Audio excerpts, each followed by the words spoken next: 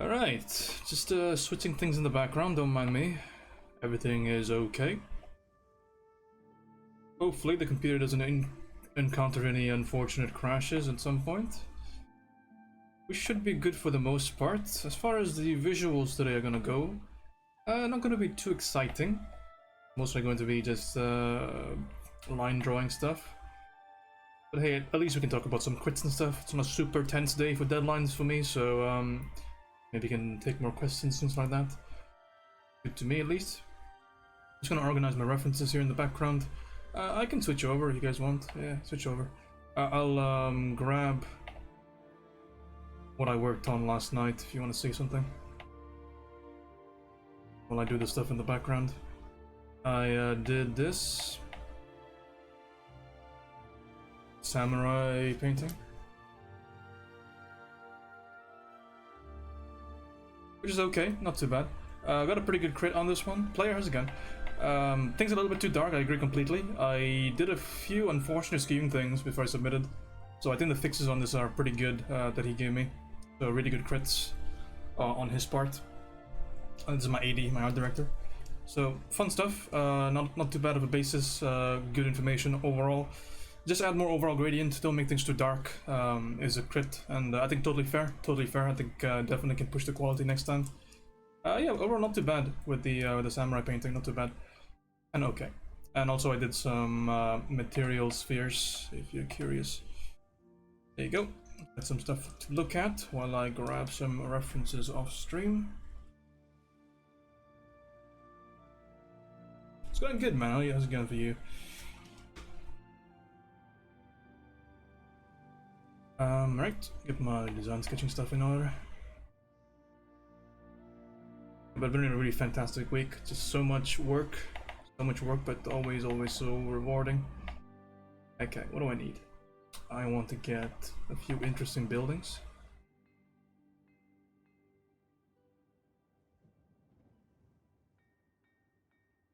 I think I'm gonna mix and match a few of these references. I think it's a 3 building minimum. According to my spec. Quick crit tips before starting. Yeah. Go ahead. Shoot. What do you need? I'm in no rush today, so it's fine. I just want to get a baseline, like according to my schedule. I just need to get the block in on this done tonight, and then it's I'm totally still on track.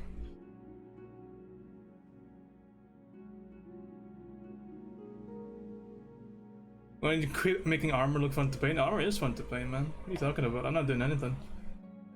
All the armor. This one was a little bit of an interesting little one because there's just so much added detail on top that I had to kind of push. But it was fun trying to figure out how to do that. So I didn't get any complaints over there. The major crit that I got on this one is just the overall darkness. Which I think is totally accurate, it's completely fine. I got a little bit carried away with the contrast. But I do like a lot of stuff in this on this painting. I really like the rope. I think that looks super cool. I like this area on the chest. I think that's all right. Nice stuff. The one I read it, right is my crit. Is one that I got. I got a crit by my AD, and he adjusted a few things. I think he brought us some really good points. I fucking love this head tilt. It's so cool. And he corrected some of my value differences and pushed some of the highlights. Yeah, awesome crit. Really good dude. Okay, here's one. Yeah, for sure. Really good changes. What I would love to do is to be able to step away from pieces and then come back and make changes, because I feel like I had an inkling, but I don't feel like I did have the inkling that it was a little bit too dark, but I decided to submit anyway. But it's good to know like what the limitations are, because the last one I submitted I thought was a little bit too light. So I made a change. I submitted 2 versions to him. Let me just grab my references before I complete this. I want this, and I want this one. Beastie has a gun.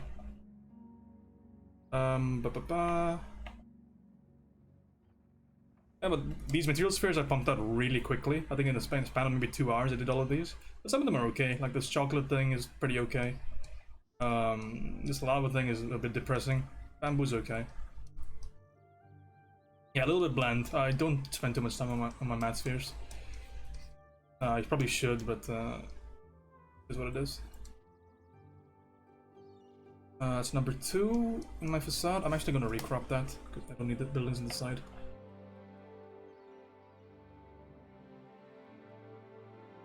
This is number 3.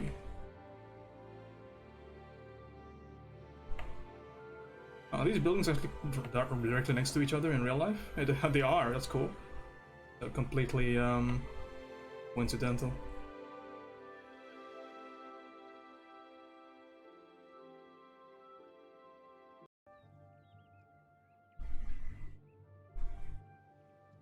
Okay, I need to recrop these references. Do bear with me. People that are waiting for further advice. 1 second. Crop this.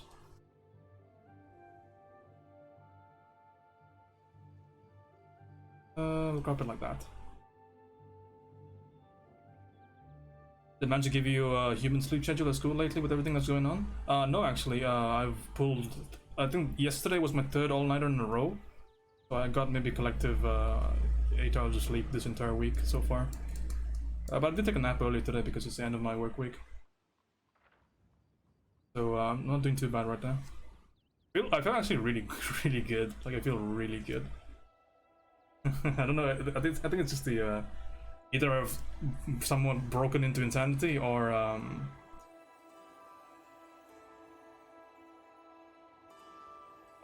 just like really enjoying what I'm doing right now. But I'm sitting really pretty. I got no complaints. It's just so fucking fun, man.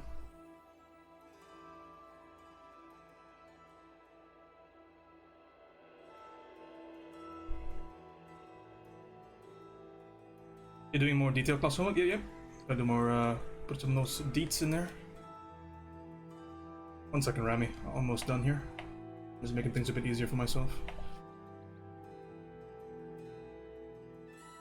The spec here is that we need to draw a facade, street facade. I'm gonna keep both these references because I want some stuff for the actual street as well. Keep both versions.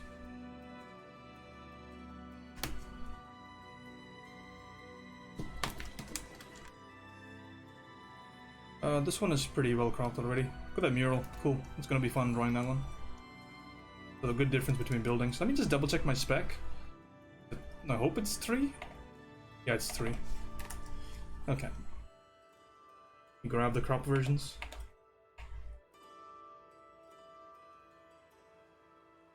Okay, we're all set.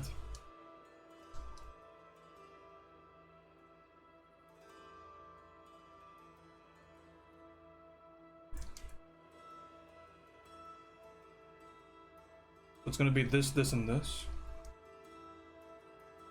That's gonna be my presentation. Pretty cool. Yeah. I think that'll work. I'll keep these for flavor references on the side. And we're good to go. Okay, question. Isometric or imaginary geometric formscape, different values. Okay, let me see.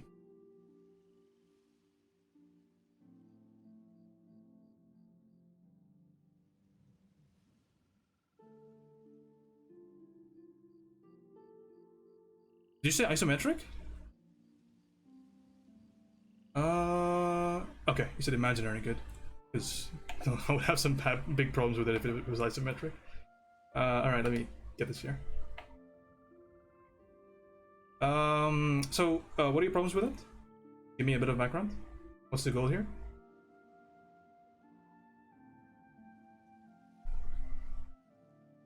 I'll give you an overview right after. Give me your overview first, so I know what the intention is.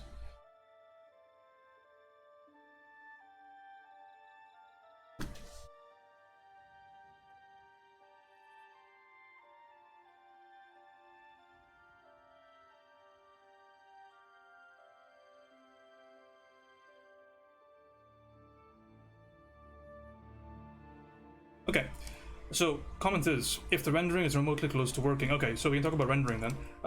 We'll first talk about perspective because it's important for the rendering. Perspective not too bad, yeah, it's okay. Certain things here look not too bad. I feel like that could have been handled a little bit better, a little questionable there. It's not too bad though, it's okay. Cast shadow is okay, not too bad. It's questionable why the cast shadow on the car is so crisp and the cast shadow over here and here are kind of poorly handled. A little questionable there, but it's still not too beyond the realm of imagination.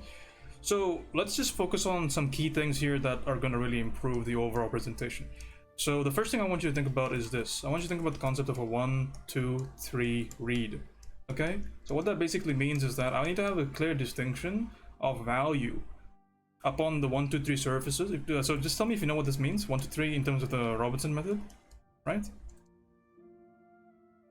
Do you know what 1, 2, 3 is? I will explain for the chat. So if anybody is not familiar with this concept, what a 1, 2, 3 read is that if I have any sort of object that is in some sort of 3/4 view, and if I have a light source hitting the object from one side, what this generally means is that I will have a very clear value hierarchy or distinction between the faces, right? So this is something that's really important if you want to start painting things from your imagination, because references are usually quite self-contained. It's totally fine, right? But what I want to do for things that I can't see the reference for, right? I don't really have a good idea about. For those kind of things, I kind of want this situation to almost always happen, especially for a design painting or design sketch or any sort of like thing that's oriented towards trying to determine what something is. So you, as in basically trying to show a design, trying to show things clearly. So you want to have this kind of situation happen, right? You want to have everything be fairly distinct in terms of what everything is, right? So one of the things that's happening over here, which makes the sphere, the cube look really two-dimensional here, is that I can see a very clear distinction between the top value, the side value, and the back value based on how the lighting is hitting it, right? So this is even beyond the concept of gradation. We're not talking about gradation just yet. We're talking about just pure value on that face, okay? It's really important to kind of think about this idea because it gives you a remarkable amount of clarity. So how do I arrive at 1, 2, 3 when I have any sort of value? So this is the steps and the processes that are given to us in forms of the Robertson book, how to render, and also through my school. So something that they oftentimes talk about in relation to 1, 2, 3 read, they talk about this concept here. The concept is called halfway to black. Okay, and this is almost like a quick little fix if ever you are struggling with the concept of contrast on a piece. Halfway to black, while it's not a be-all end-all solution to get good contrast, it is a good rule of thumb to verify every painting that you do with, because it always ensures there's a good amount of contrast from light to dark. Now, what does this mean, halfway to black? That means that whenever I draw anything, right, anything, and I determine where the number 1 goes, because number 1 is going to be the lightest face, number 3 is going to be the darkest face, right? And number 2 is somewhere in the middle, most likely closer to this, right? Because that's the way the lighting works in reality, half tone closer to light. So, Baba, how's it going? So what this means to us is that we want to be able to establish a good amount of distance between the light and dark. Check going back into our illustration, separation of light and dark. Remember from the Hardesty course, separation of light and dark, really important. So this is, again, it's related to halfway to black. And now this is how you do it. If I have a cube, if I paint a cube of any value, I can draw the same cube with a good amount of contrast, and this is how. So I'll just go ahead and quickly draw a cube here. So the first value I pick for this cube will be the value in the light. Now, it doesn't necessarily have to be. You can reverse engineer this, but just bear with me here. It's just one way of doing this. So the first value I'm going to pick here is a value that in the light, which means that this is the value that the cube is going to experience in the light. So I pick a value. Can I show you my colors? Hold on, because this is important to show you.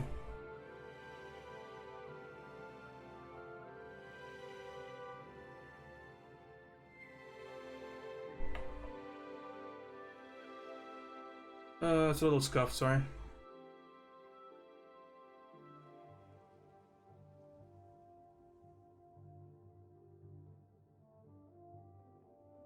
You can see it, right? That's not too bad.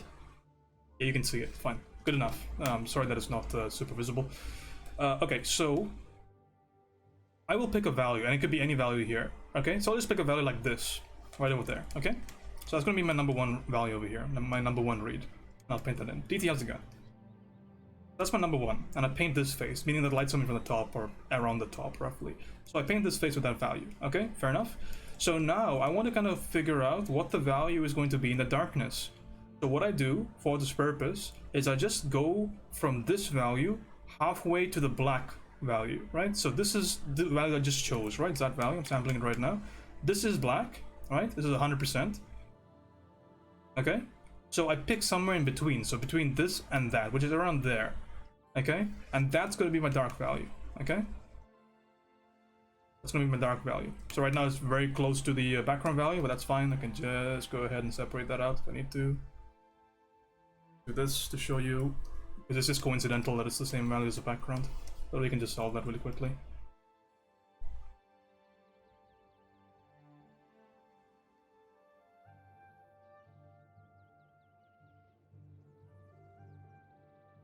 Okay, so you kind of get me, right? So this value over here, 50% of that value is this value. Not 50% really, but this value, halfway to black is this value over here. See? If I jump between the two of them, you see what's happening there? Halfway.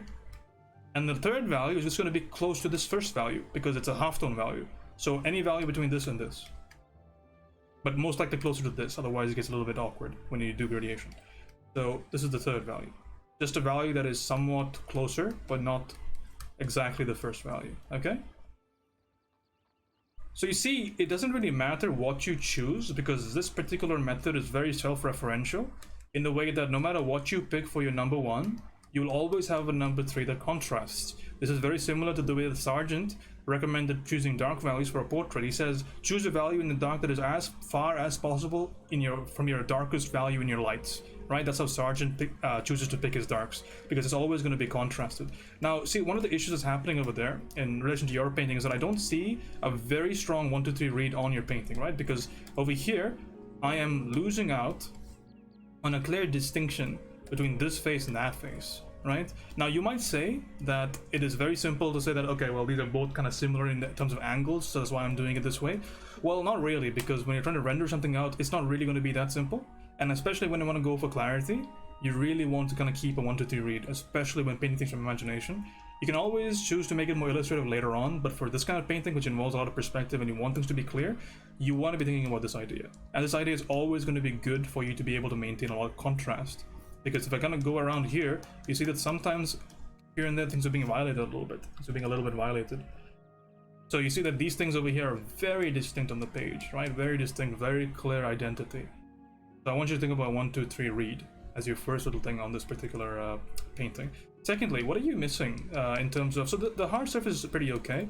I want you to think a little bit more about gradation here, because gradation is something that's really important, especially when you're painting things from imagination, especially even more so when you're doing things from hard surface. So if I have this value over here, let's say, so it's a pretty light value, okay? Light value. What I want to be doing here is I want to be adding in a gradation like this, right? I want to be going ahead and adding in some sort of steps, because you see how much that kind of adds to the overall picture. It's almost super minuscule at this point, but the more you tend to add in that gradation, this is a great thing to practice because it's an incredible segue towards just regular painting. But I want you to start thinking about this stuff as well, because right now the values on the car look a little bit flat, the values on the entire piece look a little bit flat, but the second you start to add a little bit of that gradation, see how it kind of goes a little bit more towards the idea of realism. It goes a little bit more towards the idea of, oh well, this actually might exist. It's not just a flat painting anymore, but it's actually something that might exist in space, right? So once you start adding gradation, you add a high sense of realism to the piece. And the reason is because everything in real life, all lights in real life react in a very gradiated way, because by virtue of phenomena like fallout, or fall off rather. So light fall off is a very common thing, bounce out is a very common thing, right? Ambient light is a very common thing. And what's a common thing between all of those things is the fact that everything gradiates, right? It gradiates with change of surface, it gradiates with distance. Okay? I fucked by how to render forms, especially since they are supposed to have different local values. So work that relatively was a big pain. Okay, so if they have different local values, just use this technique over here, right? So just choose your number one as the local value in the bright, and everything else is made for you. Every other decision is made for you. So once you choose one thing, the shadow on that value is already chosen for you. Okay? So for example, in this particular case, I already chose this value over here as my number one, right? You see on my color wheel? So I'll choose this value over here as my number 3, And then if I just put that value in, I always have natural contrast with this piece. I will always have it. You see how this value always has contrast with this. I can choose artistically to go a little bit more that way to make it look better or whatever. I can always choose to do that. That's totally fine. Up to me, right? Because ultimately, what does this mean? Going back to our fundamental, what does this even mean? This means that given the condition of ambient light in this particular scenario, the ambient light is allowing the shadow to be this light, basically. Because in an ideal circumstance, with no bouncing surfaces and no ambient lights, this would just be completely dark, right? Because remember that shadows are not necessarily the absence of light, it's just less light kind of going in there. Because the idea of light, what is light and what is shadow, is what is usually considered to be what is in direct light and what is not in direct light. But that doesn't mean that there's no light in the shadow, right? So if this was in space, for example, with no reflected surfaces, it would just be like this. Right, but because there's ambient sources like the sky and bounce light surfaces like the floor, the shadow value is being skewed up higher. So you get to have some liberty here about exactly how much you want to pick, but the thing is you always want to pick something that's contrasted, and that's where halfway to black comes into picture. So now that we understand that, okay, we have a certain value here that we can use, we add this contrasted value, and then we gradiate it. But remember, we can't gradiate something in the shadow away from the main light source because the shadow is not affected by the main light source as we understand it. So the shadow is graded from the bounce light. So we add a bounce light in the bottom here, and then we slowly gradiate the bounce light up. Right, and you get to determine what the fall off is. So we add bounce light from the bottom, and again, I can say it's a very strong bounce light, I can say it's a very weak bounce light. It's completely up to me, right? So I can say that's my base value, or that's my base value, and then slowly gradient that up. Right? That's my bounce. Okay, so first thing, halfway to black. Second thing, radiation. Okay? Now third thing, I want you to do more of these. Do a page of these, and then show it to me, if you want. We'll talk about curved surfaces another time. There's a lot to talk about on curved surfaces because they just see way more planes. Don't jump the gun here. Do a few pages of this first, okay? Do a few pages of that first. Some other things that you're missing over here. Some idea of ambient occlusion is being missing. So two things that I want to fix over here. The first one is I want to fix the idea of contact shadow, or just general occlusion. Under the wheels, you will have an idea of that. You will have a lot of occlusion under the wheels that way. And also shadows are not flat values. Shadows also have gradation from the center. Center is usually much darker.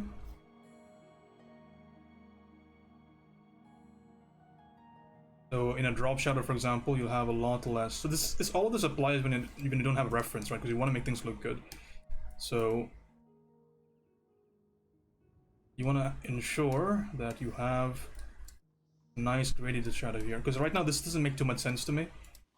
I can kind of understand and appreciate the fact that you have some ambient occlusion under the car, but the ambient occlusion itself is a little bit too harsh for my taste. I don't think it makes too much sense. It doesn't really read as ambient, it reads as a local value shift. So to read it as ambient, it needs to be a little bit more gradiated. And that makes so much more sense. Additionally, the sides of your shadows they don't have a lot of control in the domain of light, especially when they move away from the main object that is casting the shadow. So don't ever hesitate to soften up those shadows. The further away you get, the shadows are generally going to be a little bit softer. See? Again, becomes more natural. Just like that. So it looks a little more like a shadow now. So I just did a very general fix with the Gaussian blur.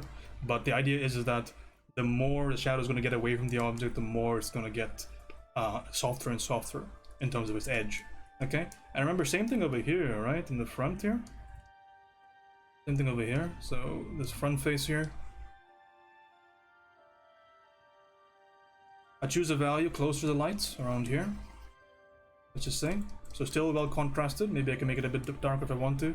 Totally fine. Still quite contrasted, right? And then I just gradiate from the lights. Choose a value to start from. And just use a standard blending technique. Standard blending to get through. Where's my 50% brush? There it is.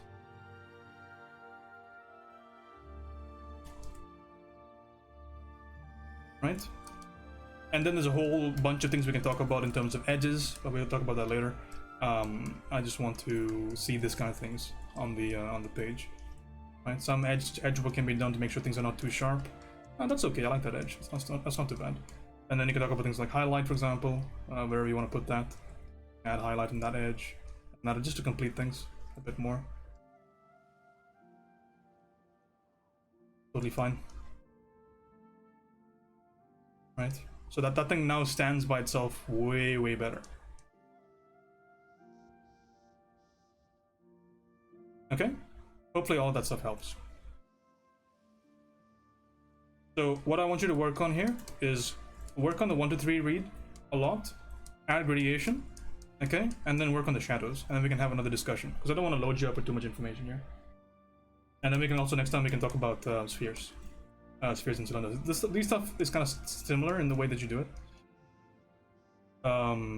but they require you to kind of know this first. So the next time I see this kind of page, I really want to see, so this basically is your spec if you want a spec. I want to see good 1 2 3 read. So use the halfway to black idea to choose this value. So basically your only choice is this value, okay? So whenever you worry about local value between whatever, right, local value shifts, just remember that for any local value of 1 in the light, the same value in the dark is the 3, which is going to be halfway to black of the 1.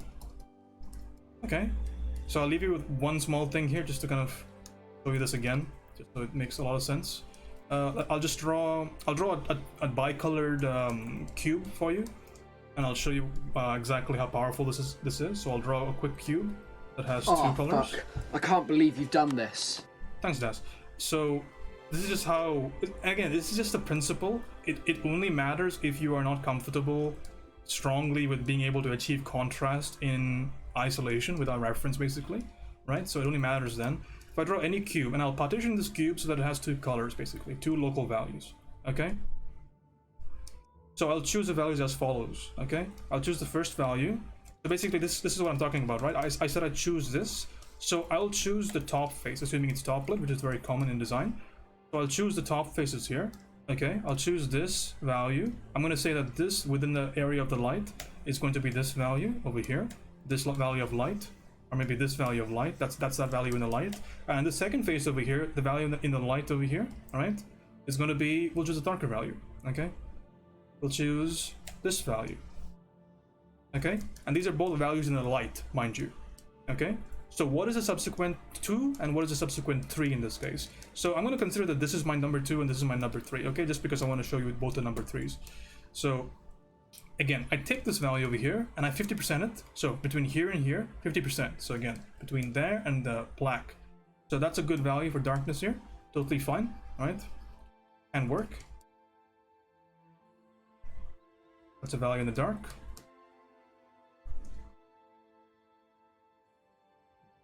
Okay, and the same thing over here. This value, 50% of the dark. This value. So see what's happening over here? Like we're always able to attain a well-contrasted number 3 value here.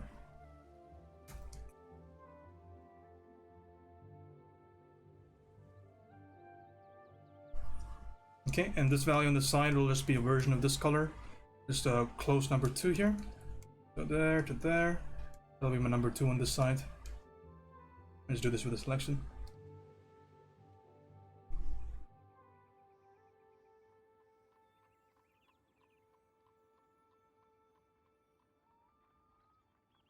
Okay. Then, once we have this established, so again, well contrasted, right? Well contrasted so far. So what I'll do here is I'll go ahead and cast a shadow. So I'm going to grab this, move it somewhere else. I'll cast a shadow.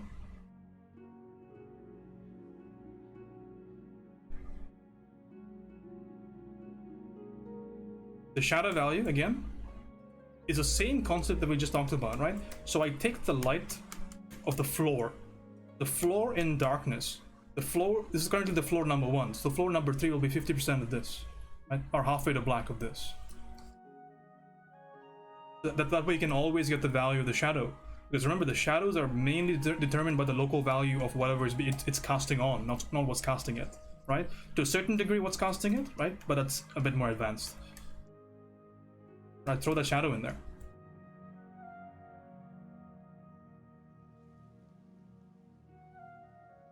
Okay, so that's a shadow.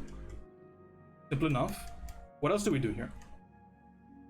So we already talked about this, right? Talked about the edges. So, and we talked about the gradation. So now all this stuff gets graded like we just talked about before, right? So you can just grade it however method you want to. Usually when I'm doing this, I will just do it pretty roughly like this. Again, this gets graded from that side maybe. So I graded that. Okay. This gets graded from the light. This.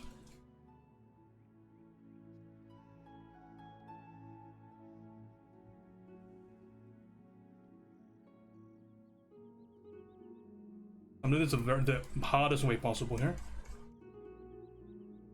So this is how I kind of want you to do it.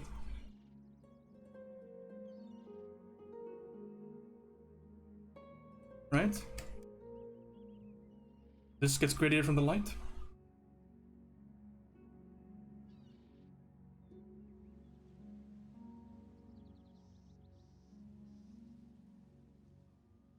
So I'm just keeping this here just because in case you're wondering about stuff, so that you have the video to watch later on if you need it.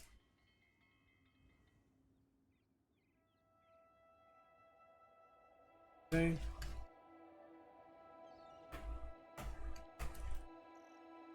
And then the shadows. Remember, the shadow gets graded from the bounce light. So for now, don't worry about directional bounce light. Just do bounce light from the bottom. Don't worry too much. We can talk about directional bounce light later. It's important to talk about. It is important, but we won't talk about it right now. So just consider the bounce light is just static coming from the bottom. It's not really true, but it's good enough for right now. I would probably choose to increase that later on. Good enough for right now. Usually I would ask for more bounce light there, but just because I want to speed through this a little bit, I'll just be okay with it. Anything over here? Bounce light.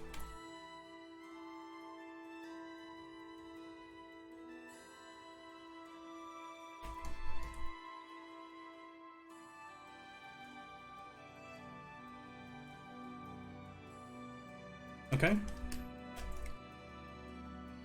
Edges now. Edges. So edges, I just go over side here. Right now, I would probably change this whole situation to make this a little bit brighter because I don't like how close this is with that over there. So I'll probably make this this face a bit darker.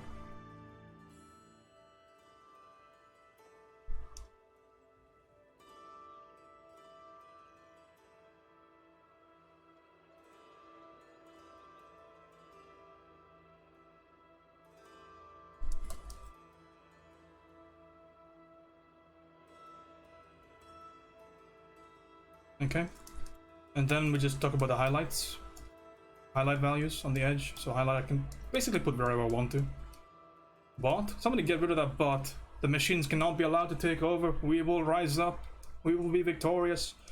Get that value over there. And we'll talk about this next time, but the edges have to be graded as well. So I use my eraser with my airbrush to grade the edge over here to get nice looking edges. Same thing over here. So the edge is just to kind of smoothen up the transition.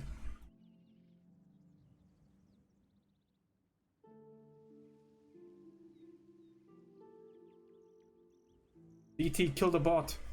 DT, get him. Get him, DT. Edges right there. Now occlusion.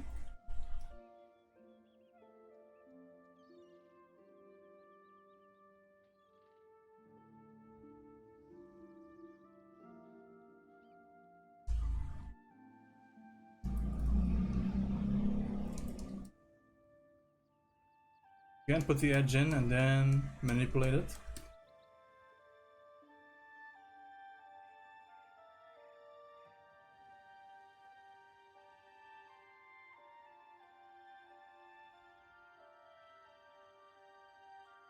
Okay. Then shadow.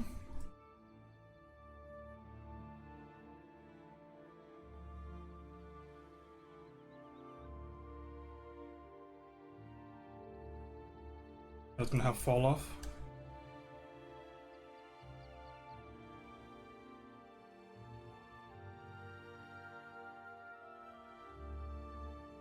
Then shadow edge.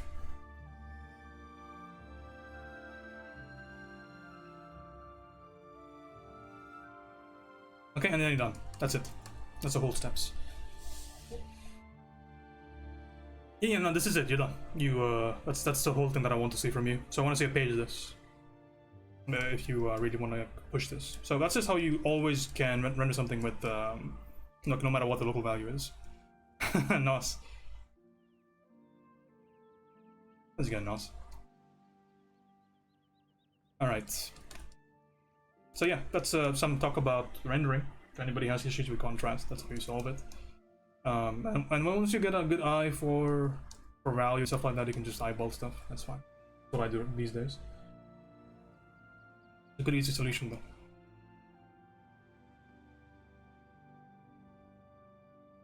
I'll put this on the Discord for you if you want the full version.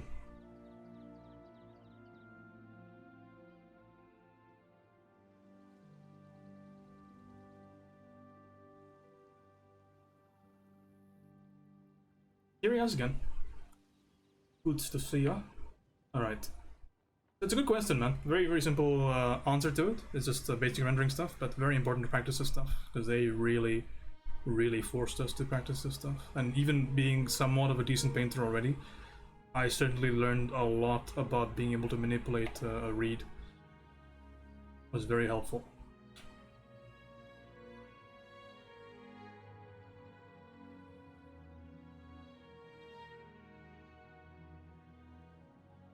I'm gonna grab that for you. So yeah, once you're okay, since I know you're gonna be watching the VOD, so once you're okay with this, I want a page of maybe 8 of these, if you want something strict to abide by. And then once you're done with that, you probably do it another time, but then you can also add the concept of edges, and maybe you can add more complex hard surface stuff like slopes, for example. That'll be kind of cool. Okay, and then finally we can talk about talk about spheres, cylinders, and cones, which is not too far away from what we just talked about.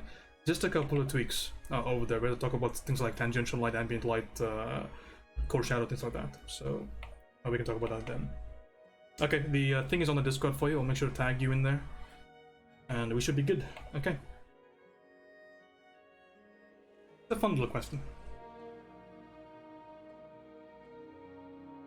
Also pretty important, right? Because we recommend a lot of perspective and a lot of line work on the stream these days, but always important to kind of learn how to bring that stuff into a painting. So basically paint stuff with imagination, right? That's what we all want to do. Okay. Basically what I just showed you is like the foundation for paintings like this. Even though this is a little bit too dark, which is totally fair. That's my my critted version. But that's how you can get like decent kind of looking rendering on that. But it's okay, it's not too bad. Not too bad. Alright, I gotta figure out this row of buildings now. So that was the interesting part of the stream. You're all welcome to leave now. While I do this horrendous sketch base here. So my spec is to draw these 3 buildings in the highest amount of detail I can, and arrange them in a street view. So we're gonna just go ahead and start here. First thing I want to kind of figure out for myself is relative sizing. So I believe that I already have some of the information laid out for me already, because this building is already right next to this building, so I kind of know how big they are in comparison. I can just kind of put them together here, and that should be perfectly fine. One of the nice things is that I don't have to care too much about perspective here. It's just a flat elevation view. I think I'm gonna go with this. There's a concept of big, medium, small here that should probably be paid attention to. So I might big, medium, small this a little bit, just to make sure that this doesn't look too awful.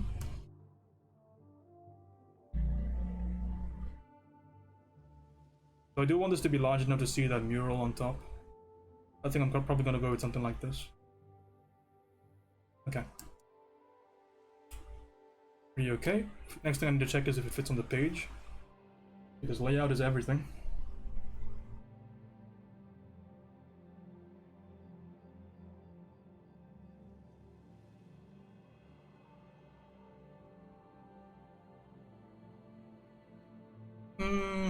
Okay. Yeah, can work. This should probably go a little bit more to the left, right? Okay, that'll work. It's occupying a decent amount of the page. Could be a little bit more, frankly speaking, but it's good enough. I'm gonna die on this hill here. I'm gonna lay things out a little bit differently. I'm gonna lay things out with shapes. Take a drink of water. Stay hydrated.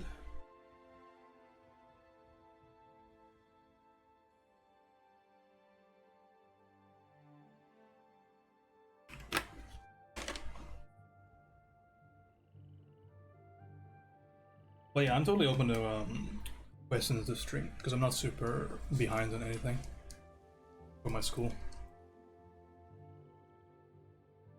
All right.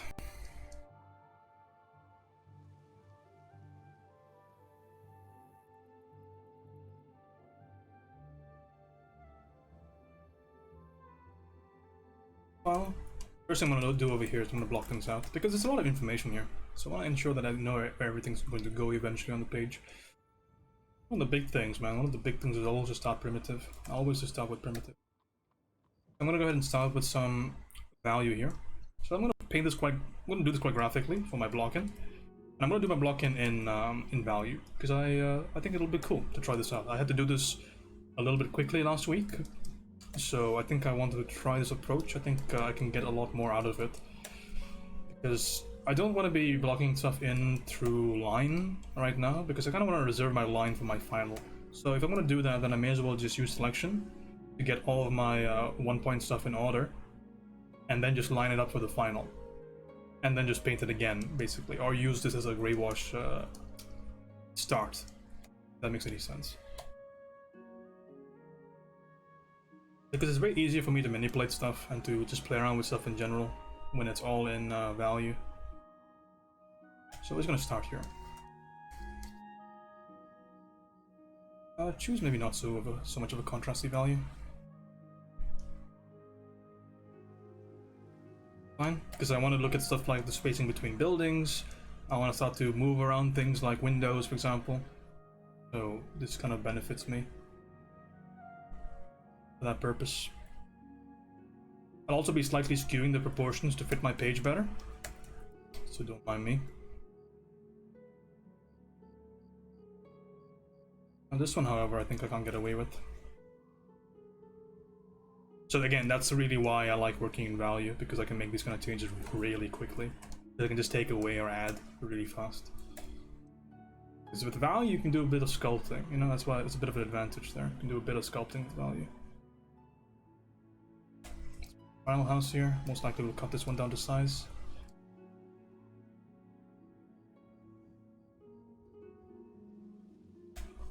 Okay.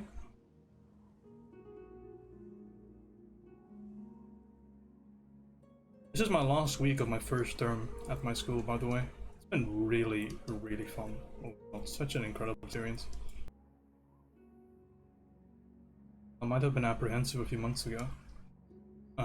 Right now, such a happy few months it's been. Alright, so we got this somewhat in order. I'm gonna make the one on the right a bit smaller, make it a bit leaner.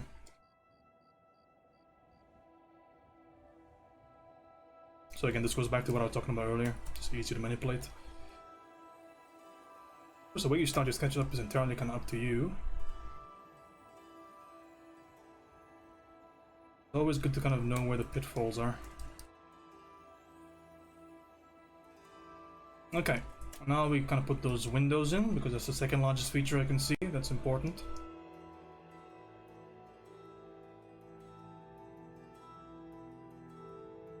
A new layer there.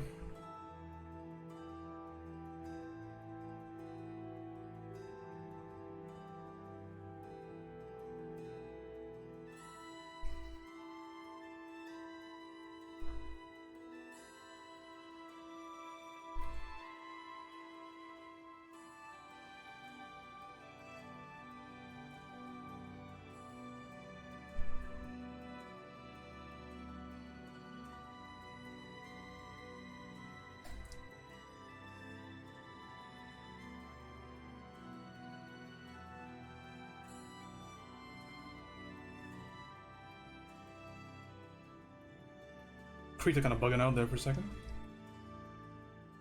Okay. What do we really have here? Top window's kind of small. So top window is about the same size as the bottom two windows, and we have this big old like semi-terrace thing in the middle. Let's just allocate space accordingly.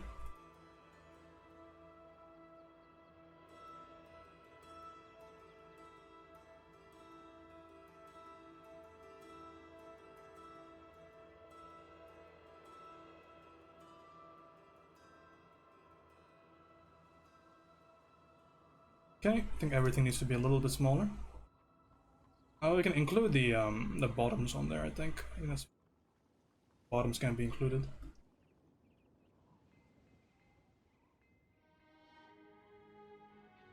That's fine. Need a bit more space towards the bottom there. What we can do is this. Make this overall thing a little bit smaller. Lift the height up. Then grab these two. Pull them down.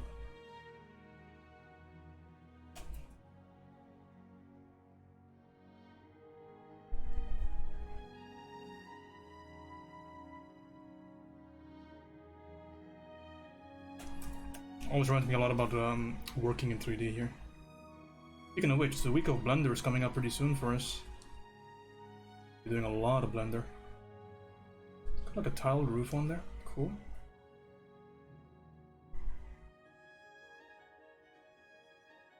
So these are just primitives. I just need to have all my placement kind of sorted out. And then we can start to go a bit more specific into what we need. So, adding to my primitives, I'm going to add the balconies here. Are these a bit too wide? No, they're not. That's fine.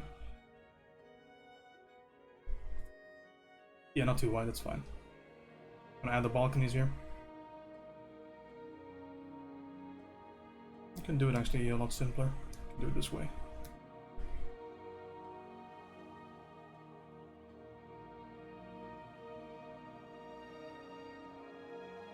Take away from that selection.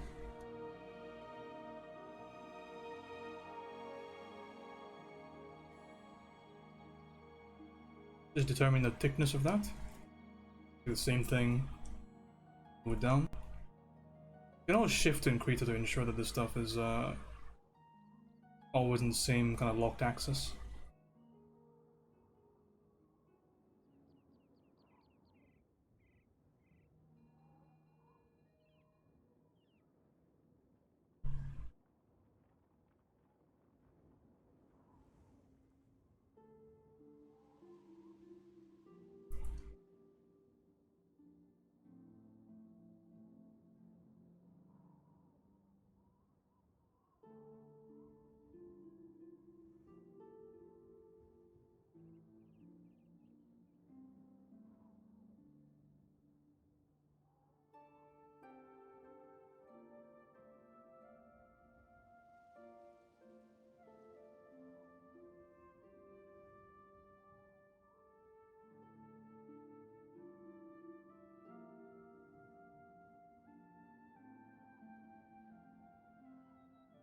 Alright.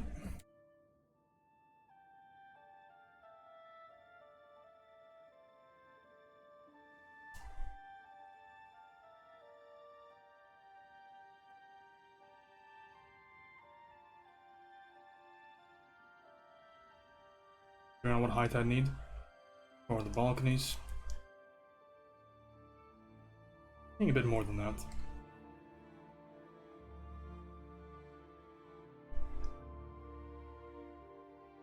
Should be good.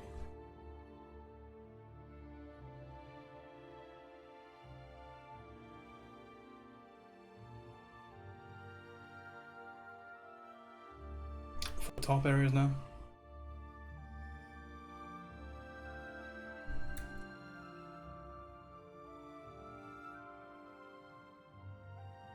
The line down the middle seems pretty consistent. I can just alpha lock it and then draw a line through the middle.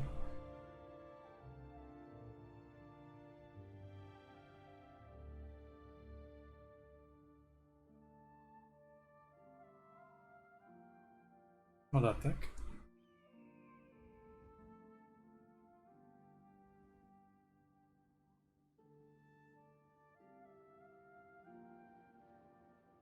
Simple enough.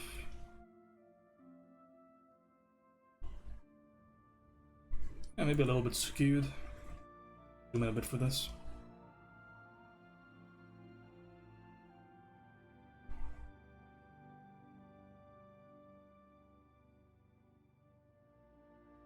Better. Spot, how's it going, man? Good to see you. How's the work been? Right. I want to get those striations across the face of the building now. I'm gonna go behind all this.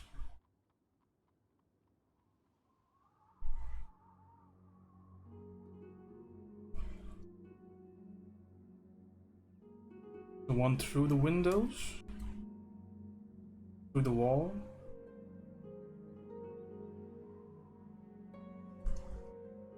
It's slightly higher on the balcony. I always assume that's going to be the middle.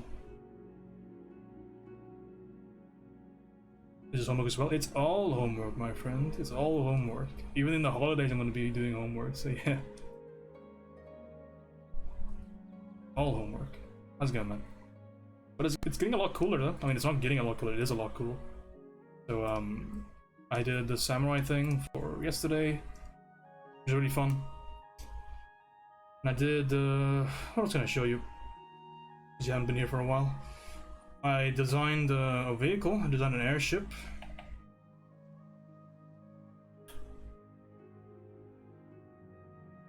Designed this thing the day before that.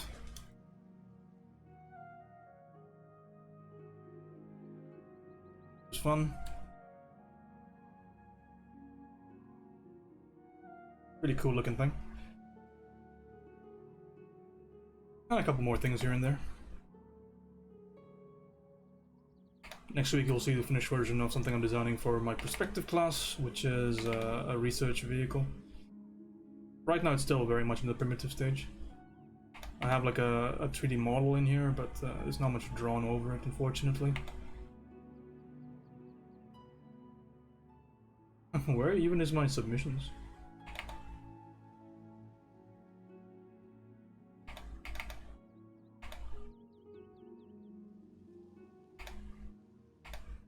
Ah, well, I don't know what that is.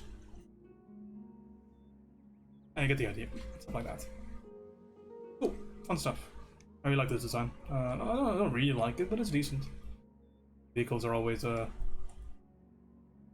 interesting to draw these days. I have like a drone attached to like a hook system, and I have this giant blimp, which is a reconnaissance blimp. What's really surprising is that I thought that I would be better than most people as far as painting goes, which is not really what's happening here. The painting is pretty okay. It's pretty consistently decent across the class. Like, I don't think I'm the best painter in the class, but I think I'm definitely up there.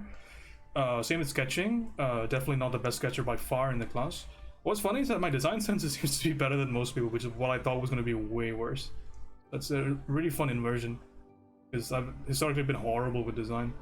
But that seems to be the one thing that I never get faulted on with my crits. So funny how that works out. Engineering's paying off. I don't know, man. I think it's just my problem-solving ability. But whatever it is, I'm happy about it. It gives me a lot of time because I get to work on my things way more now. Because people that get their designs rejected have to do so much work. Like, especially one guy I feel so sorry for. Every week his design gets rejected, so he has to do so much work. Because he has to do an additional design and then render everything out, which is just obnoxious. It's just so crazy, the amount of work he has to do.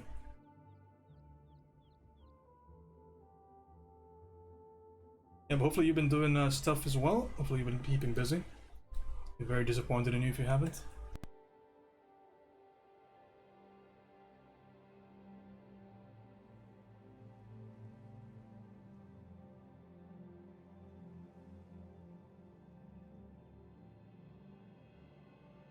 There. Or in the middle. I want to allocate some space. Rami. Not Rami Spod. You fucker. What are you doing? Gotta get that concept art job, man. What do you mean?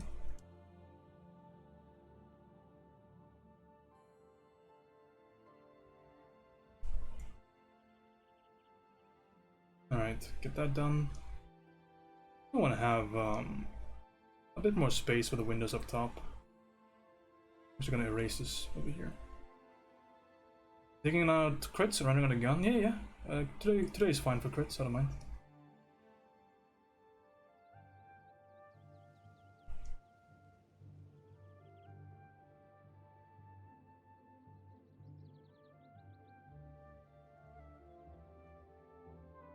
A bit off the top there.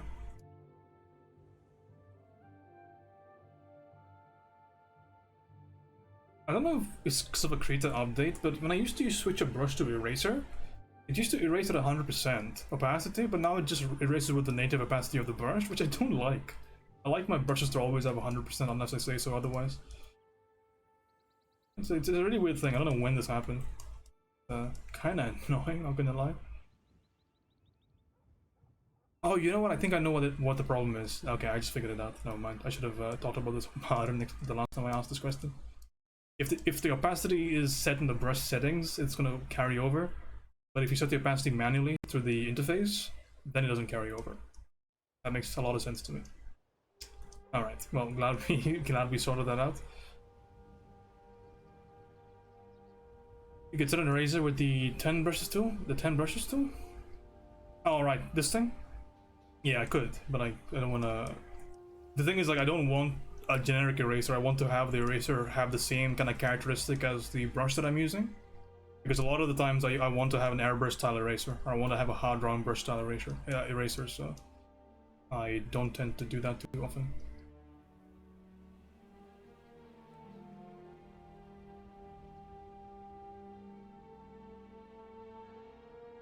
Because airbrush erasers are invaluable when it comes to painting stuff, especially hard surface stuff.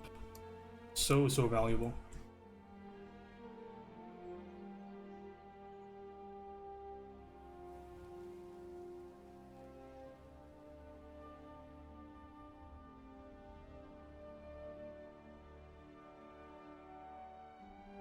I'm gonna make drawing these circles a little bit easier on myself. And assigning number keys to brushes? Number keys? Huh. Not a bad idea. Maybe I'll do that.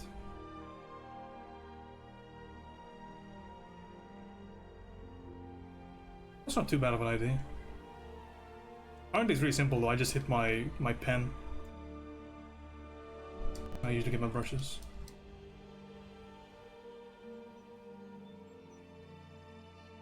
Oh, what is this?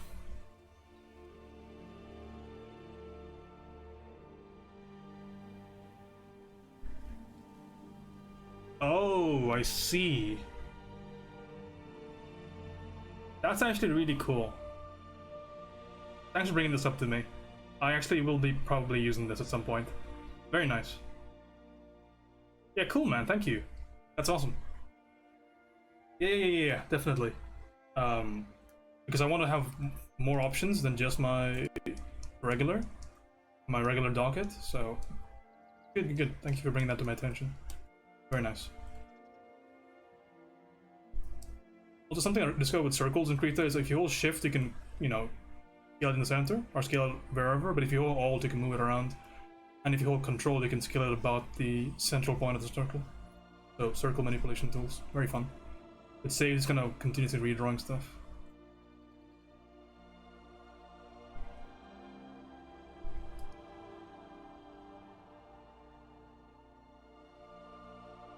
Yeah, alt and control. See? Radio.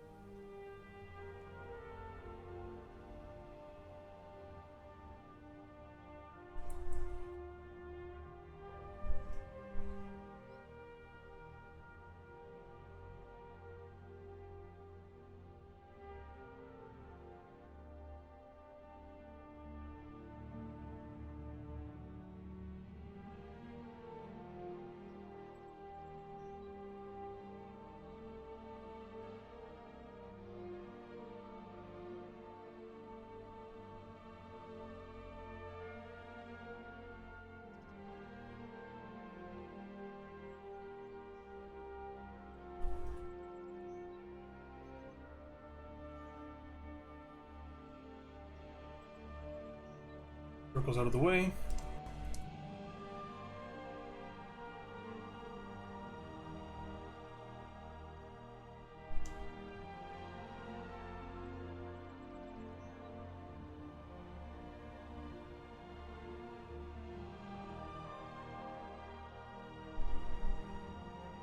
Is that background value a little bit?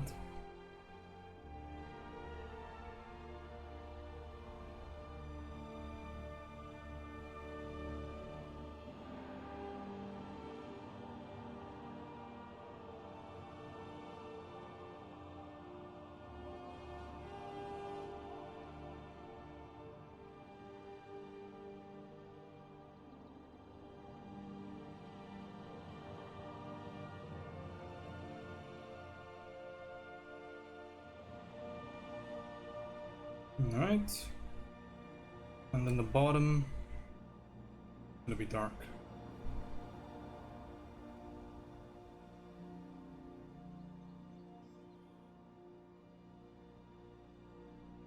We can just put in all the bottoms because they're about the same height, right?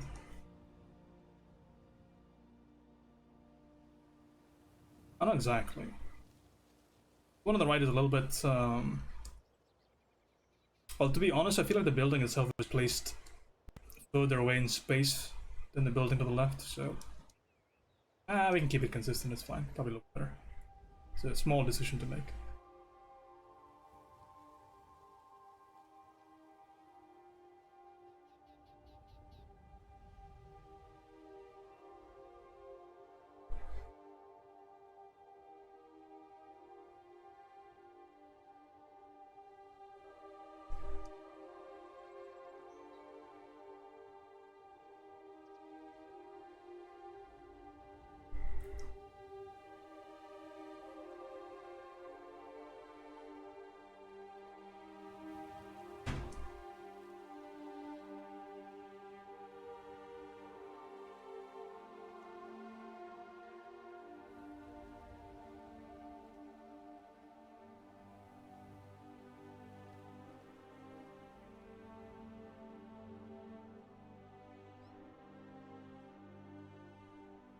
Facing out of the way here.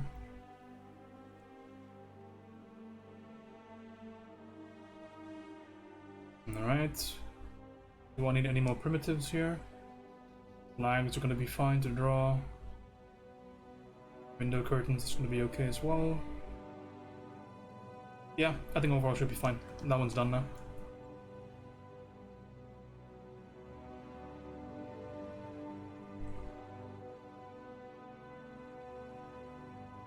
Next one.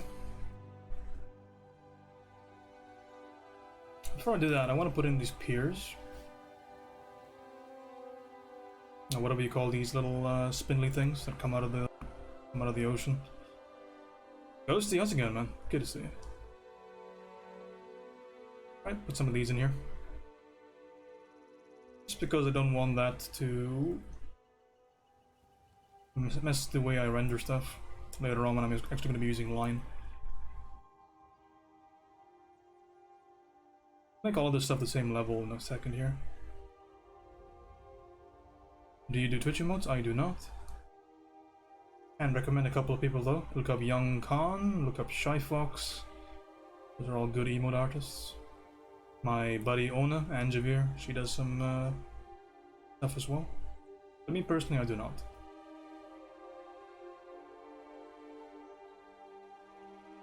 In here.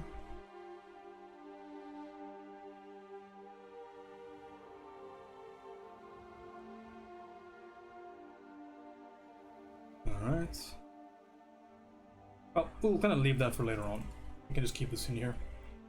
I'll make a judgment call about where I want to place those things later on. Okie dokie. Next up on the chopping board we got this guy over here. Cool. Alright. First thing I want to place the garden up there on the roof. Pretty central. We can place that. Right over there. And once we place it, can manipulate it. Oh, lagging a little bit there.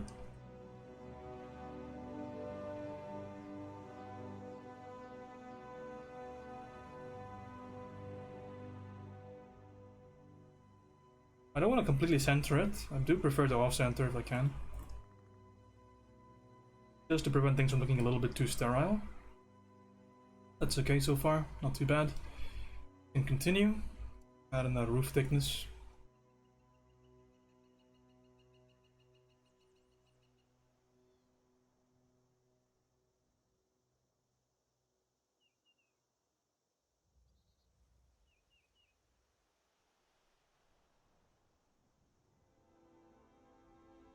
Right. First layer of windows here.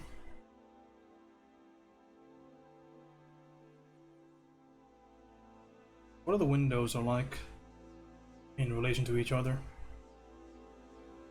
Seems like they're all somewhat different, but roughly second floor, third floor. Kind of on the same relative level, I guess. Not too bad. And then the third one, about as small as the first one on top. That should be okay. Oh no, how's it going? Can't rate it, James. How's it going? Raphael, good to see you guys. What are you guys working on? I know what you're working on. How were the material studies? How are the bird people? You were doing? Get any work done with that? Got that done. Summers, how's it going? Beautiful. Alright, get this done. Over here, that's not really symmetric, so we can kind of play that by ear. Also, how's it going? I'm James. I'm a failure of an artist. I'm a art student, I guess. Leather study? Leather? Leather. Style Goliath race sketch. Cool, cool, cool. Very nice. What are you working on? I am adding in the primitives for a street sketch. A street detail facade sketch.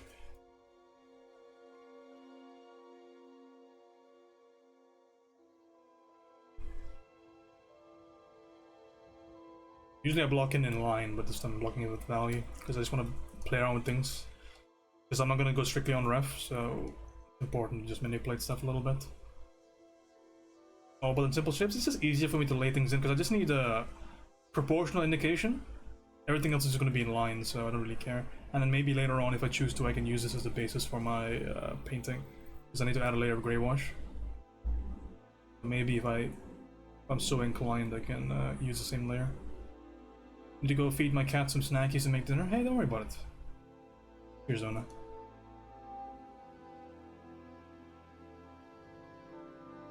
I would prefer if that was a bit more equidistant, not gonna lie. Okay, let's do this a bit simpler.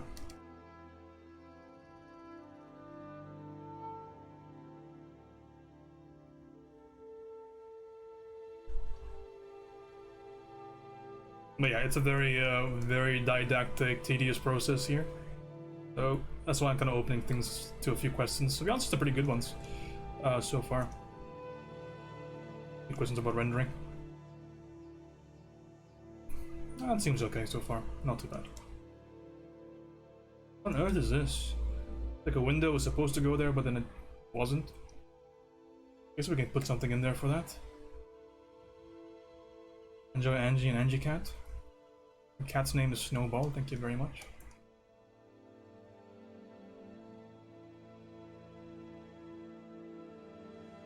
That in there. Good enough. No, it's not. Well, it is now. I don't care what the real name is. Alright. Add that layer. Duplicate that, move it down. Oh, that didn't really work out the way I intended it to. Move that down roughly to where I want it to go. There you go. Pluma? Nah, there's no way. Fake news. That's not even a word.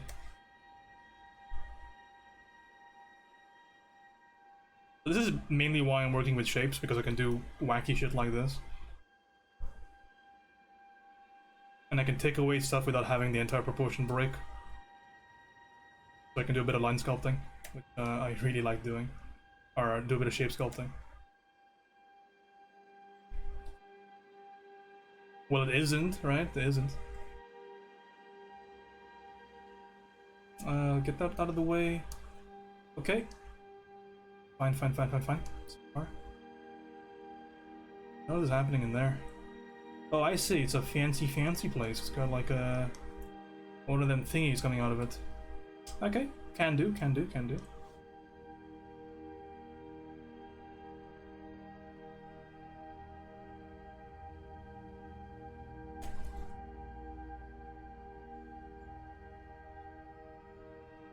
This is Venice, by the way. I've been here before. Really expensive.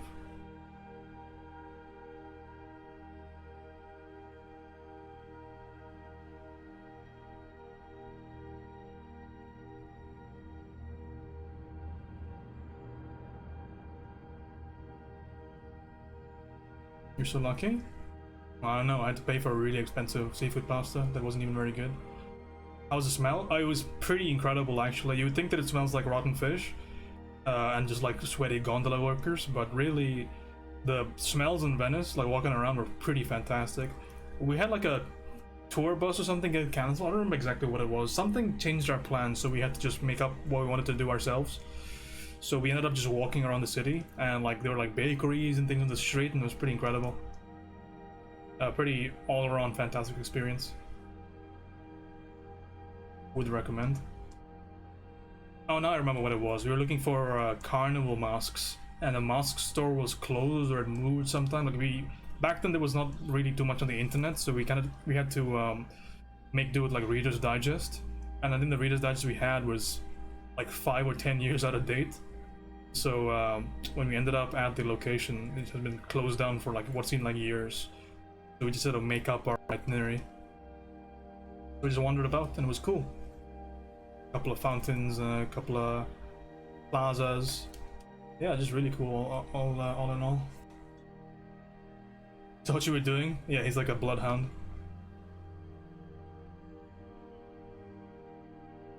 Gotta get some of my studies done too. I'll be lurking. Hey, don't worry about it. You gotta get work done. Get out of my stream. I'm only gonna distract you and hold you back. You don't want that. Legitimately, I was on somebody's whose stream was on yesterday. I was on Azar's stream, and like I was gonna get some work done, and I think he was trying to design something, and I got so fucking triggered. And I nearly shut my computer off.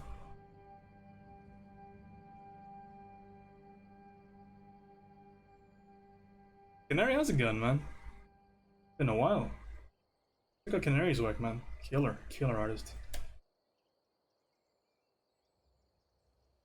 Yeah, I'm gonna have a big talk with Azar when I see him today. I'm gonna have a very, very stern father to son talk here about design philosophy.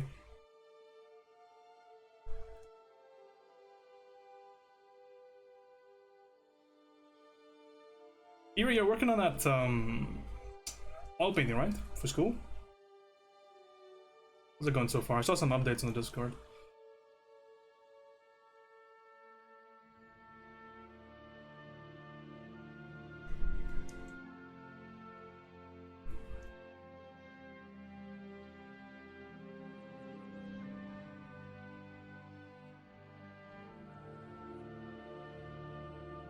I appreciate that, man. I've been swimming every now and again, but things have been a little bit busy since school started, but I'm having the time of my life. I owe it all to you.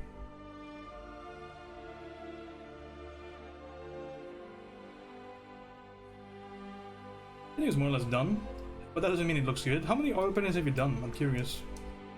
If, as my understanding goes, this is like one of your first ones?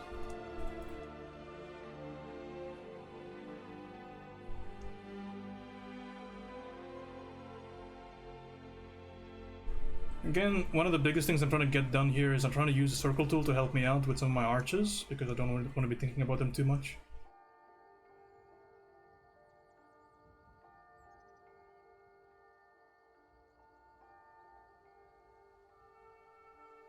AK, I'm a little bitch and I don't want to draw circles.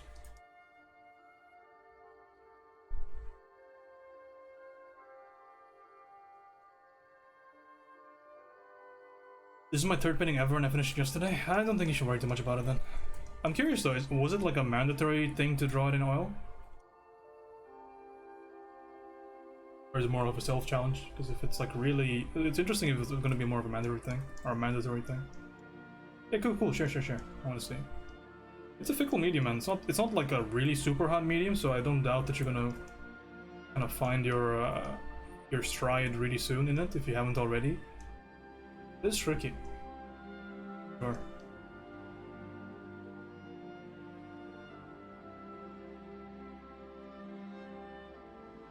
That's with all mediums though. Like you have such a good command of stuff digitally that I don't think you're gonna really suffer too much. Fundamentals are fundamentals after all.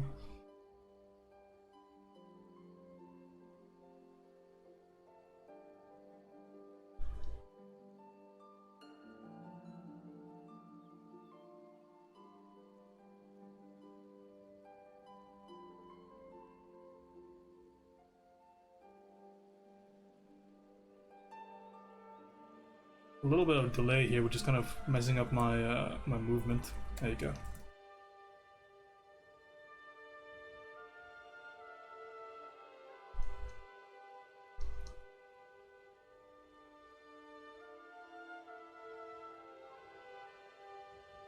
Took a painting class for some friends insisted I try.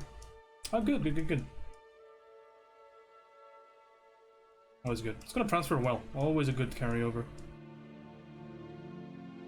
And they're going quite ambitious as well, which I don't necessarily think is a good thing, but it's not necessarily a bad thing either. They're like, there's a lot of like devils in both arguments there.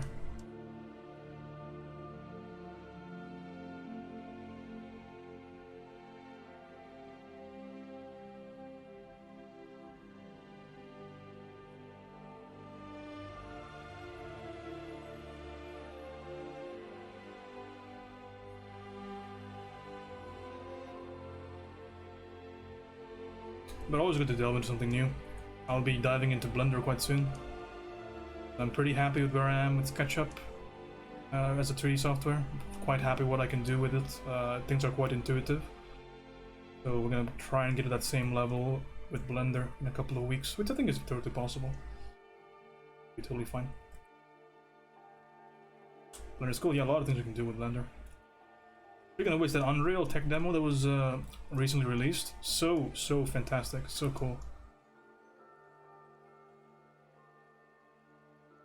And also, I discovered a really good community to learn Blender from, because I joined up some guy from Ubisoft, Vincenzo, I forget his last name, but he started streaming on Twitch and he works primarily in Blender.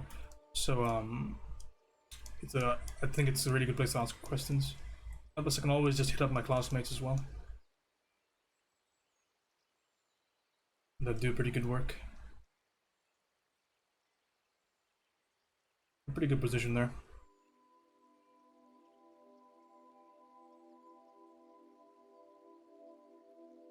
Vincenzo Spina, I think his name is. It's like a CD at Ubisoft Montreal. Really nice guy, very kind.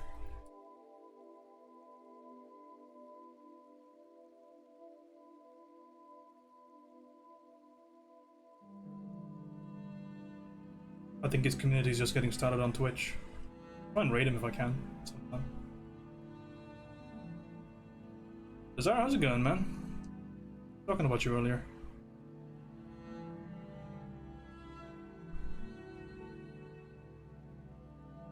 How's the design going? This is the samurai thing, by the way, that you asked about. Could you spell his name? I don't actually know his name off the top of my head. I know how to say it, but I don't know how to spell it. I will just remind me in DMs. I'll send it to you. That's the samurai. Most honorable. Shinobi. Speaking of which, the Ghosts of Tsushima or whatever, Tsukushima, whatever that game is, had a demo.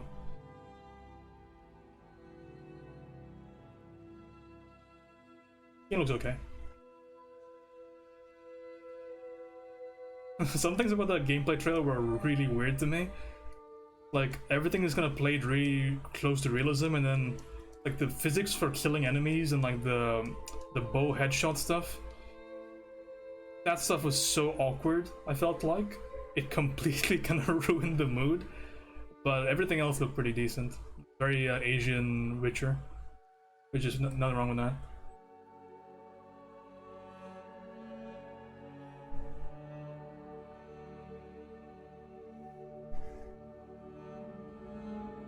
The wind navigation. How did you feel about that, Geardy? How do you feel about the wind navigation? Because it's a little bit. I feel like it's a little bit heavy-handed in my opinion. I would much kind of prefer there to be like petals or something as opposed to those very visible wind marks. That kind of takes me out of the experience a little bit, personally. I don't know, I feel like I'm being a little bit too nitpicky here, but at the same time, you know, when everything is played so subtle, like any mistake tends to be a little bit obvious, I feel like. Some of the visuals are decent though. I just feel like there's a little clunkiness there that needs to be worked out. But who knows, like maybe it's a very, I don't know, honest trailer, because I think because of the whole kind of Sony, it's just about every company, the whole E3 effect, you know, the E3 gameplay demo effect, wherein it looks like the best game ever, and then it comes out and you're like, oh my god, what is this horseshit? What is this absolute ass game? Right, so I think maybe, who are the people behind it? I forget the name of the studio. Sucker Punch, I think? Maybe they're a little bit more honest as possible. Anthem, Pepe Hands. Anthem is something that I sniffed a mile away though. That one I'm actually happy about. You know, I fell for the No Man's Sky thing for sure. I don't get everybody else. When it came out, No Man's Sky is actually a good game now. But I fell for No Man's Sky pretty hard. I never bought it though. I didn't fall that hard. I was still skeptical. But Anthem I never fell for. That one I knew was gonna be. I think it helped that I was a Warframe fanboy at that time. So I was like, oh, I can just play Warframe. So I didn't give it the time of day really.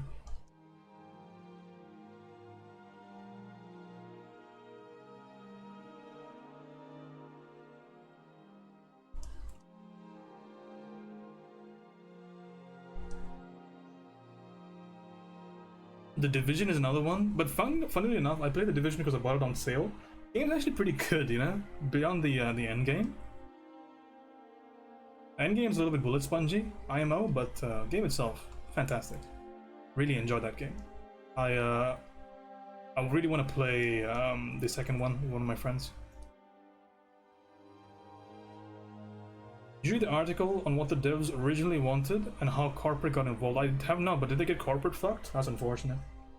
Kind of just slanders the name of good developers, I feel like.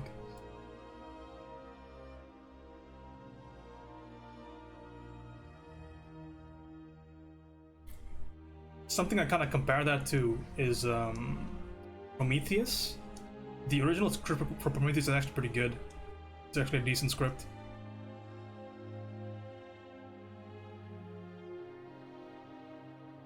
And I think there's a similar situation for like the Snyder cut of Batman v Superman or whatever. I don't know about that. That movie didn't look very good, but here's the thing with me, when I don't think something looks good, I just don't watch it, so I try not to give like critiques of things, because I generally haven't watched it. Like Star Wars, for example. The Last Jedi trailer looked so shitty to me that I just refused to watch the movie, so that's just all I did. So I can't tell you what's wrong with the movie based on what it is. I can just tell you that I didn't watch it. It just was not interesting to me.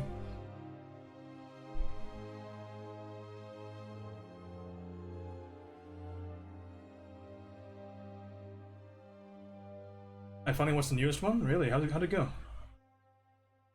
It's so bad, dude. I saw... You know what? I actually had the opportunity to watch the whole thing because it was uploaded on like... I don't know. Some like... some awful website, I remember, but I just refused to. It was completely legit and safe, but I just didn't feel the inclination to. But like my time was going to be wasted.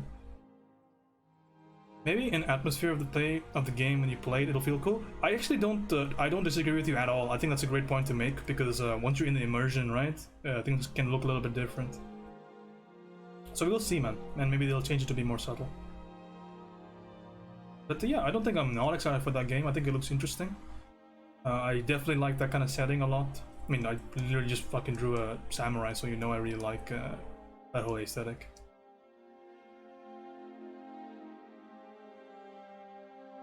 Did you say hello there to Feng? Every guy in FCD so far has had an awkward bathroom encounter with Feng where we had to double, triple step to kind of avoid him in the bathroom. I've petted his dog and I've talked to his wife a bunch of times. And said hi to him a couple of times, yeah.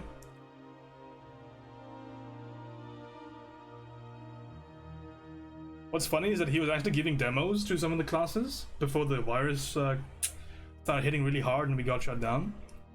But we could have gotten a demo from Fang, which is kind of unfortunate the way that kind of turned out. Could have got one of the Fang demos.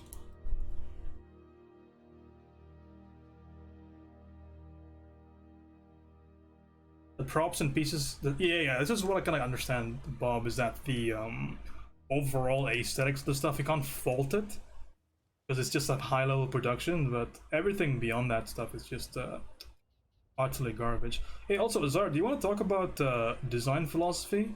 If you want to do that, because yesterday's stream was a little bit like you were having a little bit of a difficult time. I felt.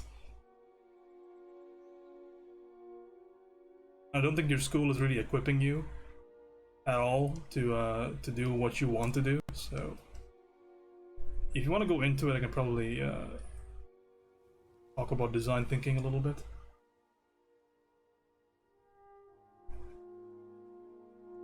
Here we go, do that. I'm done talking about that. How long are you streaming? I don't know. Probably a few more hours.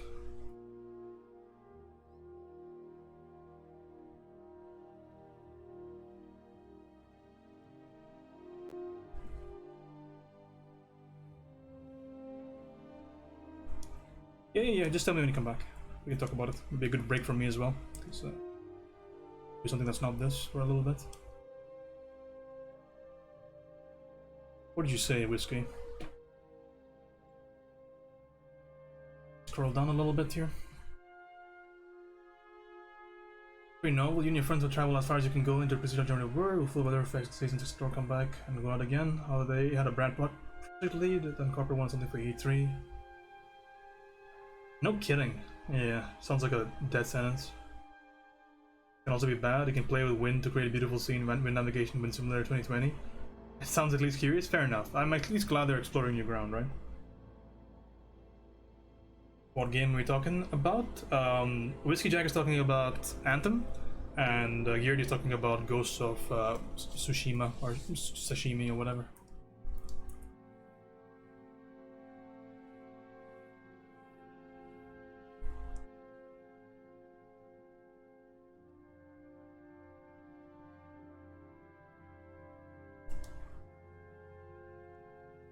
Oh, what?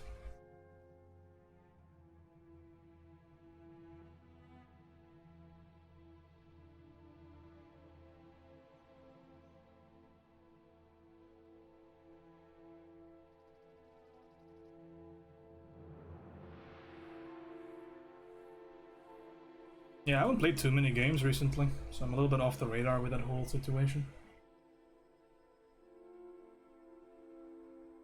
But that one certainly looks interesting. The last game I played was Witcher 3. After years and years of not playing it, I finally got my hands on a copy of that game. Yeah, but definitely as good as people said it was going to be. I played, right before I came to FCD actually, I finished Blood and Wine. And yeah, really cool experience.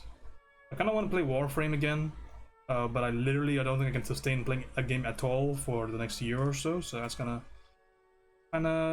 not gonna happen, most likely. But I do like Warframe a lot. I think it's a really good game.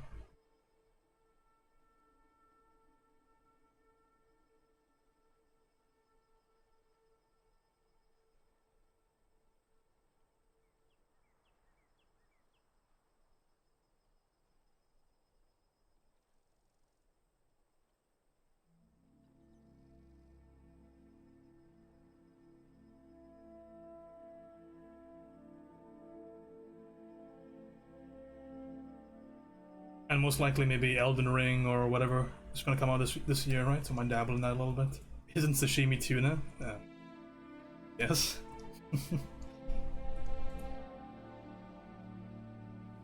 Also, Cyberpunk is coming out this year, and I feel like not playing that game might be a big mistake. But it's gonna come out during my semester, so that's not gonna happen. But I'm sure gonna enjoy gameplay videos of that in my free time.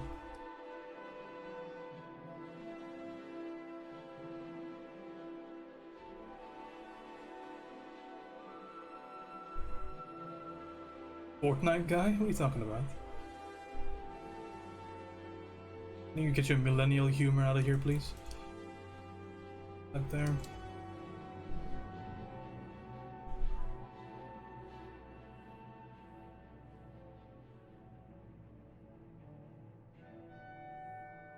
I'm gonna shorten up this building here. John Wick is a Fortnite skin? What? Who's talking about John Wick?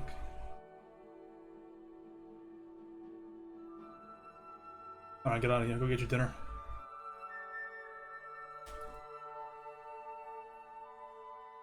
Right.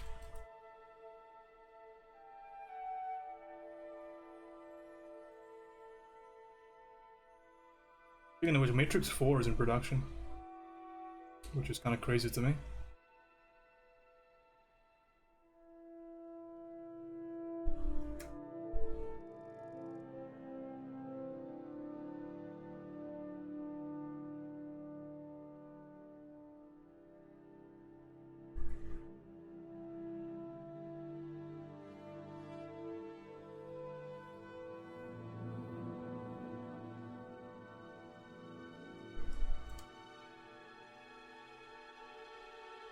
Alright.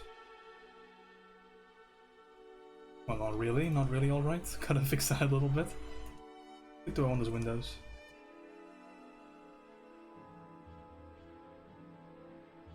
This is why I'm working in value, because I can just manipulate things really easily.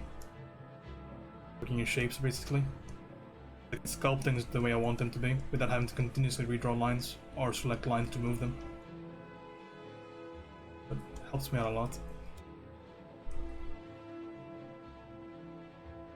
Okay, now that I have that, duplicate that layer, bring it down.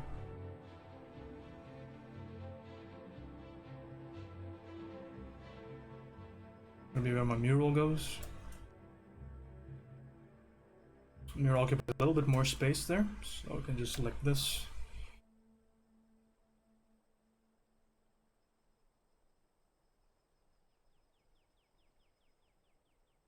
Just do it this way.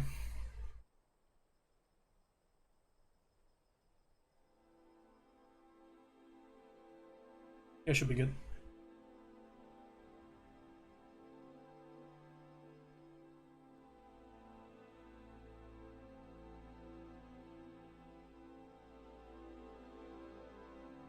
All right. In the base layer there.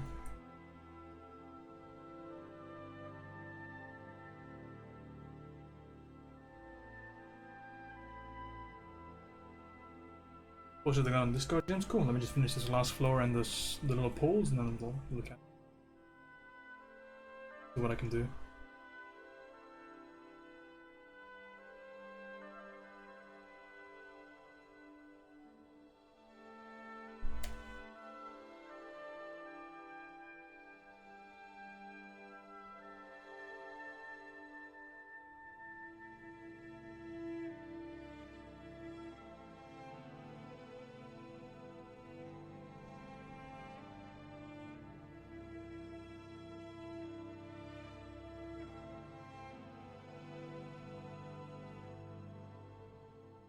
Spacing is a little bit more, if you like, between them.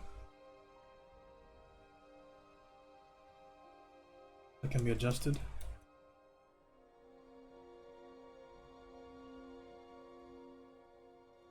Bit off there, take a bit off here.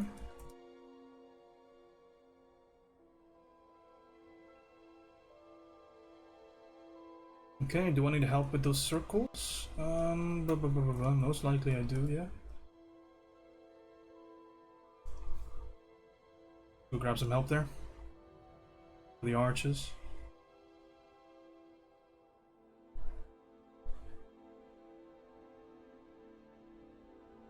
Here's what I'm going to do for that. I'm going to go ahead and select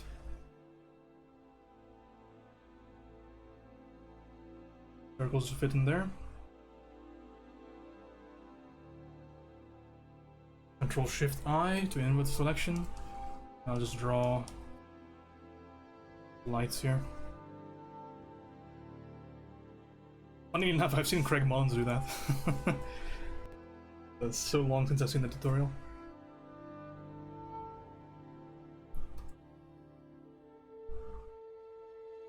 Alright. Fine, happy enough with that. Draw the piers, or the little hole things that come out of the ocean.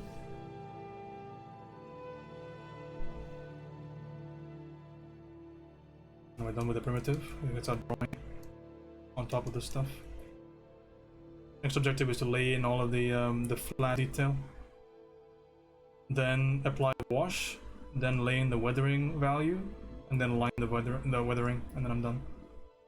So altogether it's going to be about 25 to 30 hours of work on this page. And I hope I can get it done in time. Because I don't have that much time to spend on this particular thing, because the deadline for this is actually Tuesday instead of Wednesday, so I lose an entire day, which kind of blows. So we'll see. Maybe I'll cut something short here.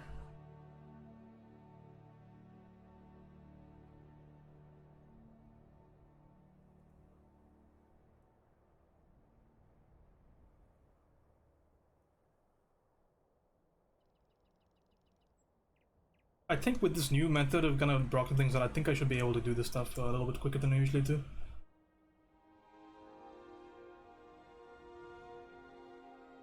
Did you say apply a wash? Yeah. What do you mean by that? Like applying initial values? So the difference between wash and painting something formally is a wash is more indicative of something, whereas a painting is supposed to be more final. The idea is that a wash is supposed to clarify line work. So this is the way that it's understood here. At least the way the school uses it. So you're not doing anything to kind of jeopardize the value of the line work, you're just kind of augmenting it a little bit to show light and shadow. So at no point does the wash come even anywhere close to the value that you're going to be using for your line work or your line weight. It doesn't come close to it. It just further clarifies. Okay? So I'll give you an example of what's a bad and good wash. So this over here, this is an example of a bad wash.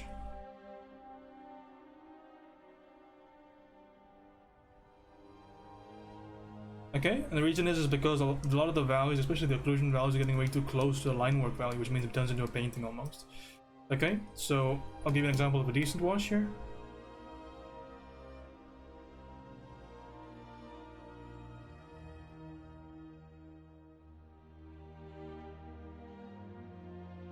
This one doesn't happen because the line work is still very clear.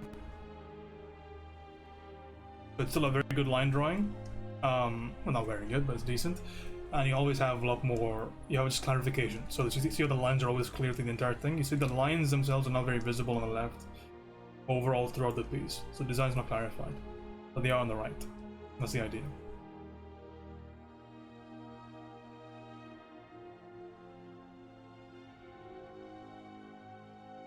Okay, I'm gonna save a backup of this file now.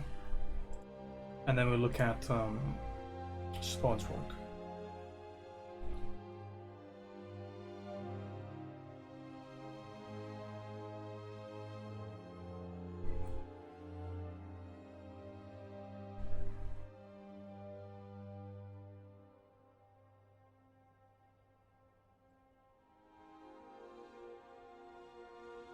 Okay, what do we have?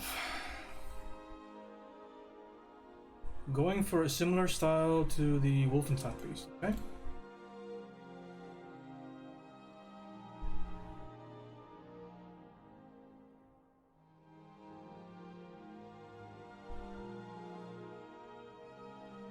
Like a touch-up? Yeah, so the idea is, and it's a very common idea in the industry, is that line work is very, very valuable.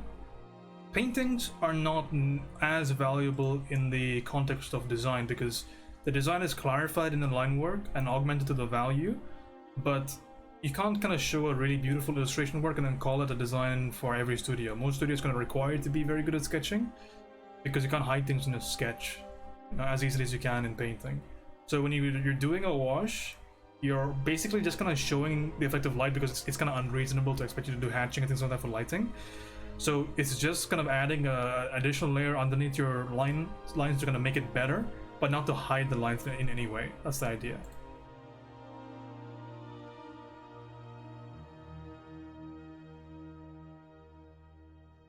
Okay. Got this gun here.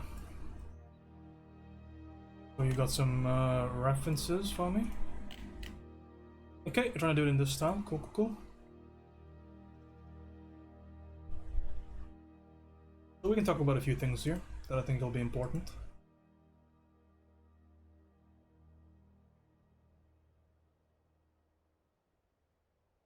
You're referencing like Wolfenstein stuff.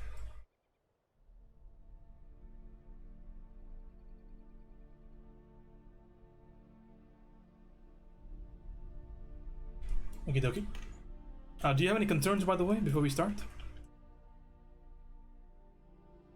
Yeah, Sterling. I thought so actually, based on the heat disappeared on the front.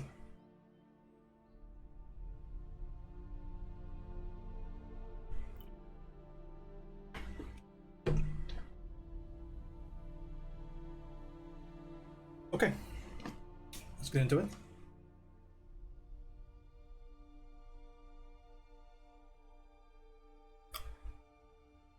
Kind of struggling with the rendering style. I don't think you should care too much about this style, because this is just rendered pretty box standard industrial rendering style. So I wouldn't really try too hard to just mimic stuff. Just kind of think about the principle. You should be good. Let's just talk about where to go from here, right? Because I think having a roadmap is good. The first thing is to complete your rendering. You're missing a few things here that are pretty important. Is this a line work heavy style? Just curious. Legion, how's it going? It's not super line work heavy, so you want to be eventually maybe getting rid of the lines, I guess. Even though since you already have a line drawing here, this could be a lot better, by the way. The line drawing. I think it's okay to just turn this into a painting. So I want to see highlights. Okay, you're missing highlights to show the material a bit more. So definitely, it's a very simple thing to do here. We can just clarify a bit more. So there should be good highlights on the metallic surface, just to clarify. So I think the big thing I want to kind of bring to your attention here with this whole painting is the notion of materials. Okay, I think we can really think about pushing the materials for this particular painting. So of course you can do easy fixes like this, you know, just to make the metallic idea a bit clearer, right? This is very simple. But let's talk about materials a little bit, because at the end of the day, to make this drawing a lot more valuable as a design, and not just like illustration stuff, is I want to be able to see very clear amounts of weathering, scarring, texture work, detail work, decals, etc., on the surface of this gun. Because when I look at this kind of stuff, you see how loaded everything is? Not just in terms of the way that it's being rendered, but look at the actual metal surfaces itself, right? We have rust elements, we have blotch elements, we have matte specular dots on the surface of the metal, we have weathering, right? We have decals, we have all sorts of stuff. We got paint stuff on top, we got fading paint, now we got mechanical weathering on the joints, and we've got a completely different materials in there. The two materials stands out from this weird mechanical cloth thing that covers the internal mechanics of it. Is different from this material on top, the metal on the main shielding, which is different from the metal that you kind of see in the joints. So all that stuff is kind of materially different. Same thing goes over here, right? The amount of information, you see that? Even on each individual plane. This is kind of what separates, I think this was told to me in one of my classes, is that this is what kind of separates majority of high-level amateur work from professional work, which is thoughts towards a lot of material and edge is what kind of separates people out. So you see, like, even the small little panels over here have a remarkable amount of rendering, scuffing, and decal work on almost every surface, right? A lot of attention is being paid towards these kind of ideas. So as you move towards the completion, yeah, it is Wolfenstein, yes. So as you move towards completion, I want to be able to see a lot of stuff on top. So I want to see decal work, right? I want you to see like letters or numbers or some sort of numerical value here. I want to see scratch marks, scuff marks. I want to see blotches of paint, blotches of dirt, spattering stuff, rust on the metal, staining on the metal, maybe blast scoring on the side of this, you know, maybe etching from wear and tear stuff. All of this stuff I think is going to be really important to show on the surface of this stuff, right? So I can give you a little bit of a head start here on how you can potentially start this kind of journey. And remember that you need to keep your rendering pretty good as a basis so far. So I would consider render this up to a decent degree, okay, to a decent amount, and then start to think about materials. So that's really what I feel like might be lacking towards the end of this work, and what I want to kind of bring your attention to. right? So between this and this, as far as rendering style goes, there's nothing exceptional about this in terms of like they're not innovating the wheel here. They're just following bog standard rendering practice. There's nothing exceptional here. Maybe the line work is a bit strong in your piece right now. They don't rely too heavily on line work, just good contrast. We can stitch the lines once everything is pretty decent. But beyond that, I think you're pretty good to go with just standard rendering stuff. Are the base values and colors fine? So in design thinking, we have a couple of things to talk about in terms of that stuff. So it's usually termed as frame and accent, right? So what that means is that you want to have a frame, first of all, that is fairly eye-catching, and that's okay so far. And you want to have accent portions. So basically, this is like the graphical read as we understand it in terms of like the Anthony Jones kind of thing.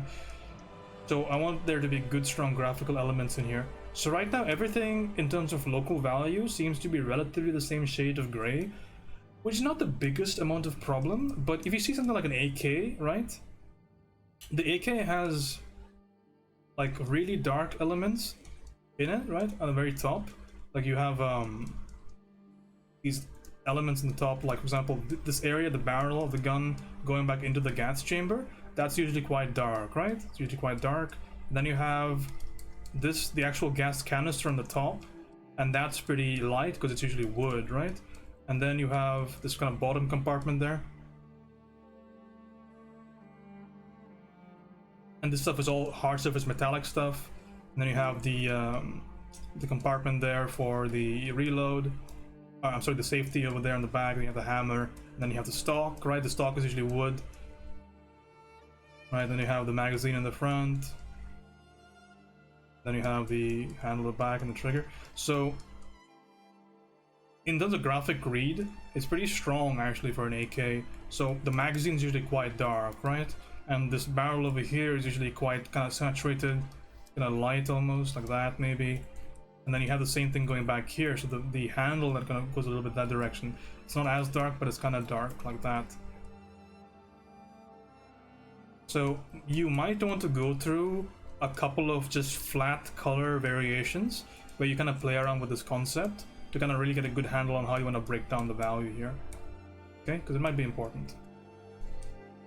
So that's just what accenting is with design, because you want to go through this before you start rendering, generally speaking, so you have a good idea of where things are supposed to go. It's a very scuffed AK, by the way. The proportions are all wrong. But you kind of get the idea. So you can go through a few of these variations over here. Everything right now seems a little bit close, but I think it's heading in a decent direction. Maybe separate it a bit more here, here, and here. Just push the values a bit more in terms of yeah, graphic read, and you'll be okay. I don't think I mind that too much. And then add a bunch of decals and stuff like that on the side. Okay. If you yeah, I think you'll be okay. I don't think I need to go over methods of how to add material stuff. I think you should be fine.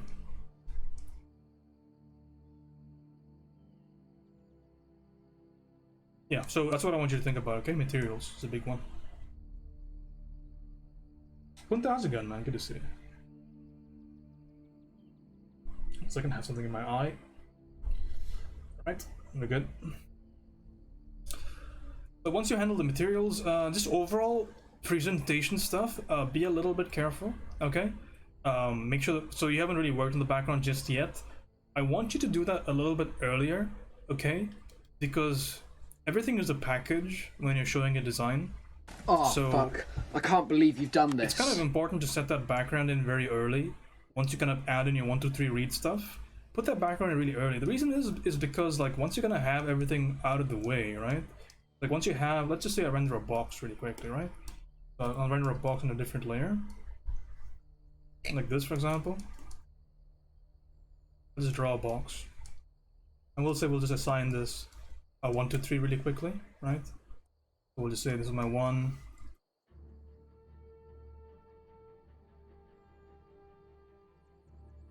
And that's my 2.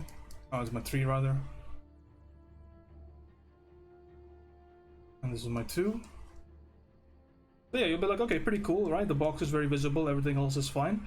But here's one of the problems here is that you want to have the background be fairly interesting, but it's going to take you a lot of like manipulation and skewing to put the background in later on for your presentation, because it so happens that if my background is too light, I tend to lose out on my number 1, and if a background is too dark, I lose out on my number 3, right? So there's a lot of manipulation stuff that's going to happen, which might affect your contrast in the future of the piece. So just to avoid yourself some hassle later on, kind of set the basic idea of the background first, because otherwise you will have read problems like that.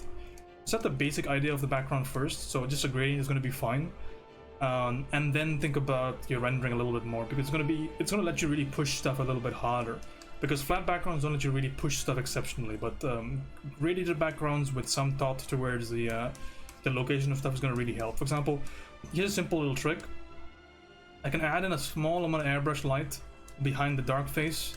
I can add a small amount of airbrush dark next to the light face, and I can make things a little bit clearer, for example. So this kind of manipulation tactic is possible, but it's important to kind of lay it in well at the beginning of the piece. So right after you do your 1, 2, 3, lay in the background so you know everything is going to contrast no matter what, and you don't have to do some crazy changes that might cost you more time. Okay, so think about the background a little bit more, because remember, the background is really, really important. Don't neglect it. Okay. So I know I've seen your finished work before, so I know you actually put backgrounds in. That's fine, but I might want to put it in a bit earlier. You see this even in these presentations over here. There's still a gradient from the bottom. There's a light gradient from the bottom there, or the gradient from the side or something over here. I can't really tell, but and also there's weathering and stuff from the back. It's important for presentation. Managed to hunt down my soup. Have you ever tried catching water so evasive? So slippery, man. Alright, so hopefully that helps, man. Good luck on this piece. I think it's going on pretty okay. Your perspective is good so far. I don't know if you 3D model this or something, but perspective looks good. I can't fault it. It's fine. And think about your materials, okay? Also, would it be better to just make a line art for hard surface or render things out? That's up to you. Generally speaking, you want to kind of keep both. You always want to have good line art. You always want to have, well, you want to have a really good sketch at the very least, and then you can render it out. Just render it really well. That's fine to show the design. I keep both though, because ADs oftentimes do look for sketches. So you want to keep your sketches. You want to keep your iterations. Because one of the most attractive things for you to be hired, as far as my research goes, is that they want to see you be able to think on paper. So you want to have all your sketches in there, all your iterations in sketch, in line. But they also want you to be able to finish things, so you should have a good rendered piece in there. Okay? And if you have a good sketch, a good line art, it should not take you too much time to paint it in a decent way. Right? You should be okay. Like, for instance, I had this... So this is like a very quick example, but I did this sketch of a crab a while ago. I did this sketch of a crab, and then a few months later I did this painting of the same crab.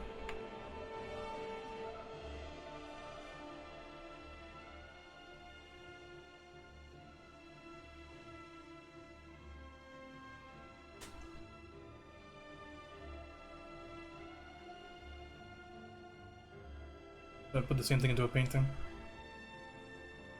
So it wasn't that hard. Biscuit and tea while watching the stream. Oh yeah. Secret with biscuits and tea is to know when to pull out and never pull out, man. Never surrender. Alright. Yeah. Should be pretty straightforward from here on out. You'll be okay. We can talk about materials later, but it's good to study materials. Right, so just especially for non-illustrative concept kind of work, it's really good to just figure out really quick ways. Like, even if, like, for example, here's some spheres that I've done. Like, even if the result isn't like super incredibly crazy, the main point is that I can get this result really quickly if I need it. And I think that's something that's important, and a good distinction between material studies for illustration and for concept is that you actually want to think about really how to get this kind of effect as quickly as possible, because you don't want to be wasting time. So even though these are like, I could definitely paint these straight maybe quite a bit better, but the important point to kind of realize here is that a lot of the stuff is trickery that I'm doing here. A lot of the texture is actually cheated. It's cheated texture using kind of clever warping and using texture maps that I've created myself. So it won't kind of hold for a finished illustration, but it'll definitely hold for a concept. So think about doing like 15 armor guys in a day. Like, you don't want to be spending too much time. So a lot of the stuff is like texture brushes and created textures. Some of the stuff is kind of semi-straight painted, but again, it's just trickery. It's just 4 values. So stuff like that. Pretty important to practice. So yeah, let's see how you can do here. And if you have any problems with the materials, I can give you some advice on how I personally do it. Okay, cool. How much time did it take to render the crab? I think 4 hours was the crab? 4 hours, I think, is what I spent on that one. But things like the samurai, I spent significantly longer because there's so much detail. So this one I think was 8-ish hours I think I spent on this one. But it's worth considering that these are not very good hours that I spent on this one, because I started this maybe at 8 in the night, and I had to do a bunch of other work as well. So I stopped working at about 9:50 the following day, and I was working in between 2 things. So the quality of my work kind of diminishes because I'm tired. So my efficiency goes down as well. So it's worth considering, but yeah, that was okay. The piece is okay. It's a little bit too dark. So that was pointed out to me. My crit. Okay, Azar, I think you're in here as well, so you had a question about design thinking. We can talk about that, sure. Why don't you sleep, James? Because there are deadlines, man. Deadlines. Gotta keep working, man. Like, I can sleep, but then my work's not gonna be good, man. So I don't want that to happen. Like, I'm so excited to take something to completion and get a review that it's actually not that hard, right? It kind of hurts physically after a certain amount of time, but it doesn't seem like it's like a difficult thing. It's like I'm more interested in finishing my work than I am with sleeping. It's as simple as that. Okay, we can talk about design thinking. That's a fun topic to talk about. So I'm no expert in design, nor have I had my designs vetted by, well, I have had my designs vetted by professionals because of the school, and I've never been faulted. So it's been, I think I'm okay with talking about this. A couple of things to talk about with design, and this is just if you've never problem solved before. You mean not getting a review? That's actually untrue, because Kingston gives me reviews. My boy Kingston, my darling, beautiful angel man. He always, when I put in a lot of effort, he puts a lot of effort into the paint over. So you see how much like he's improved it, right? Yeah, Kingston is a fucking champion, man. I love him. No, there are different teachers. You have to realize they're different teachers. So Seaway will not do this kind of stuff. Kingston though, like when he's my favorite thing is he gets excited, and it's like a really positive thing to see, because he kind of sees how cool the thing is, and he's like, okay, I want to make it even cooler. I like yours better. Well, it's not true though, because this is actually a lot better. Because remember, it's a design painting, right? Nobody cares about high contrast if the contrast is hiding design. So not important. What was the crit? Too dark overall, not enough global gradation, and some of the pose a little bit too stiff. So I love the pose changes. I love that head tilt, so cool. Lighten stuff up with a bit of illumination, more gradient from top to bottom. Added in some highlights with a bit of dodge to bring out some of the areas a bit stronger. And did I miss anything in there? No, no tangents this time, which is good. And lighten up some of the shadows. And I think it just looks like a better package overall. I disagree with the one on the left looking better. As far as my taste goes, I do actually prefer the one on the right. Maybe a little touch darker. And also realize that the quality on the right is a screenshot, so maybe not the best representation.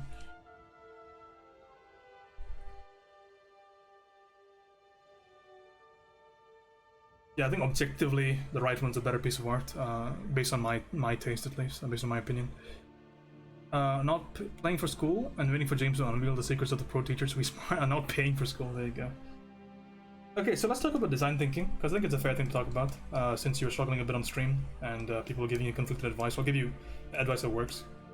That I know that is going to work, right? So no ill will meant to anybody else in that stream that was helping you out with like shape language, things like that, but I'll give you start to finish what you need, and you can just use it based on what you want.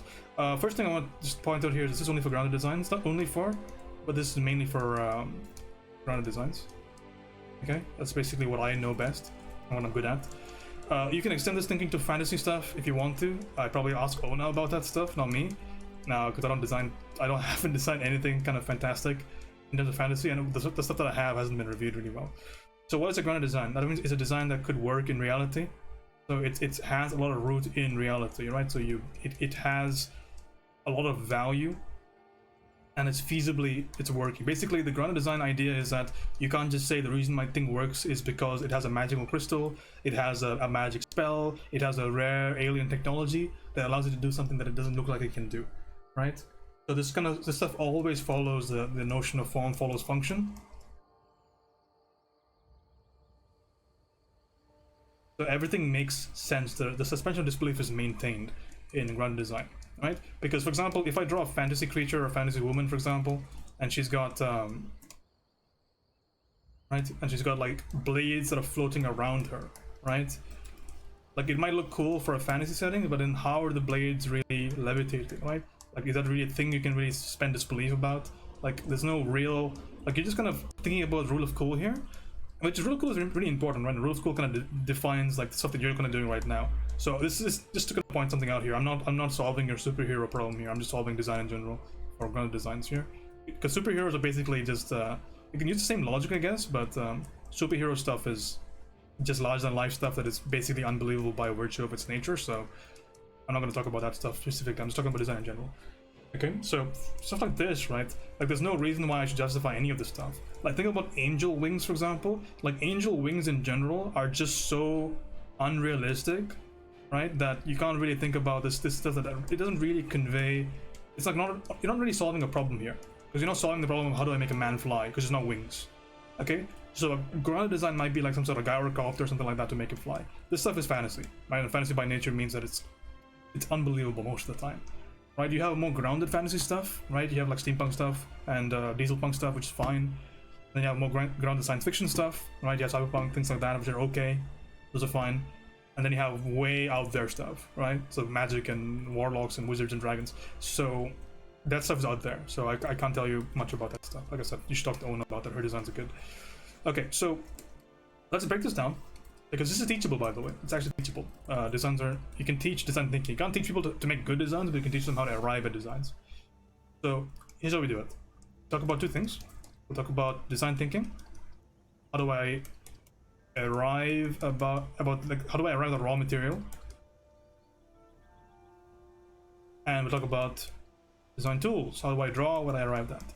So a few things to think about over here. We have a few things we can talk about here. We have design board, we have mind mapping, and we have design in constraints. Okay, so here are a few things you can talk about in terms of arriving at an idea, because one of the problems that I had with the stream yesterday, and frankly I wasn't watching too much because I was working, but I saw a lot of silhouette exploration there, but I didn't see that much thought behind any of the silhouettes. I felt like you were just playing around with shapes, and you weren't playing around with like nearly enough shapes with any sort of information in there. Like, it was based on real life people, but the ultimate result was just so far removed from what you actually had to do, or what your idea was, that I just thought that it was like a step backwards. I didn't think it was a good step forwards. So let's talk about how to use this kind of stuff to arrive at a conclusion, and I'll give you some examples later on. Penny, how's it going? Been a long time. How's it going, friend? So, what is a design board? Talk about that. Design board is something like this. Okay? Design board is something like this, where you write a wish list of what you want based on your spec, then you get references based on your wish list, and then you draw thumbnails.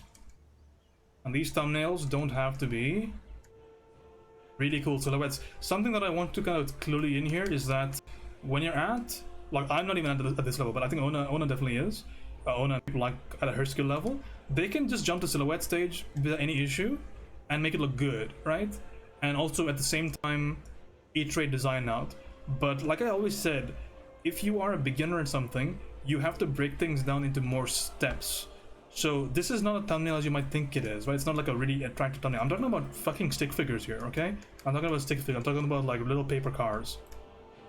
That's how I'm thinking right now. I'm thinking about just bad drawings.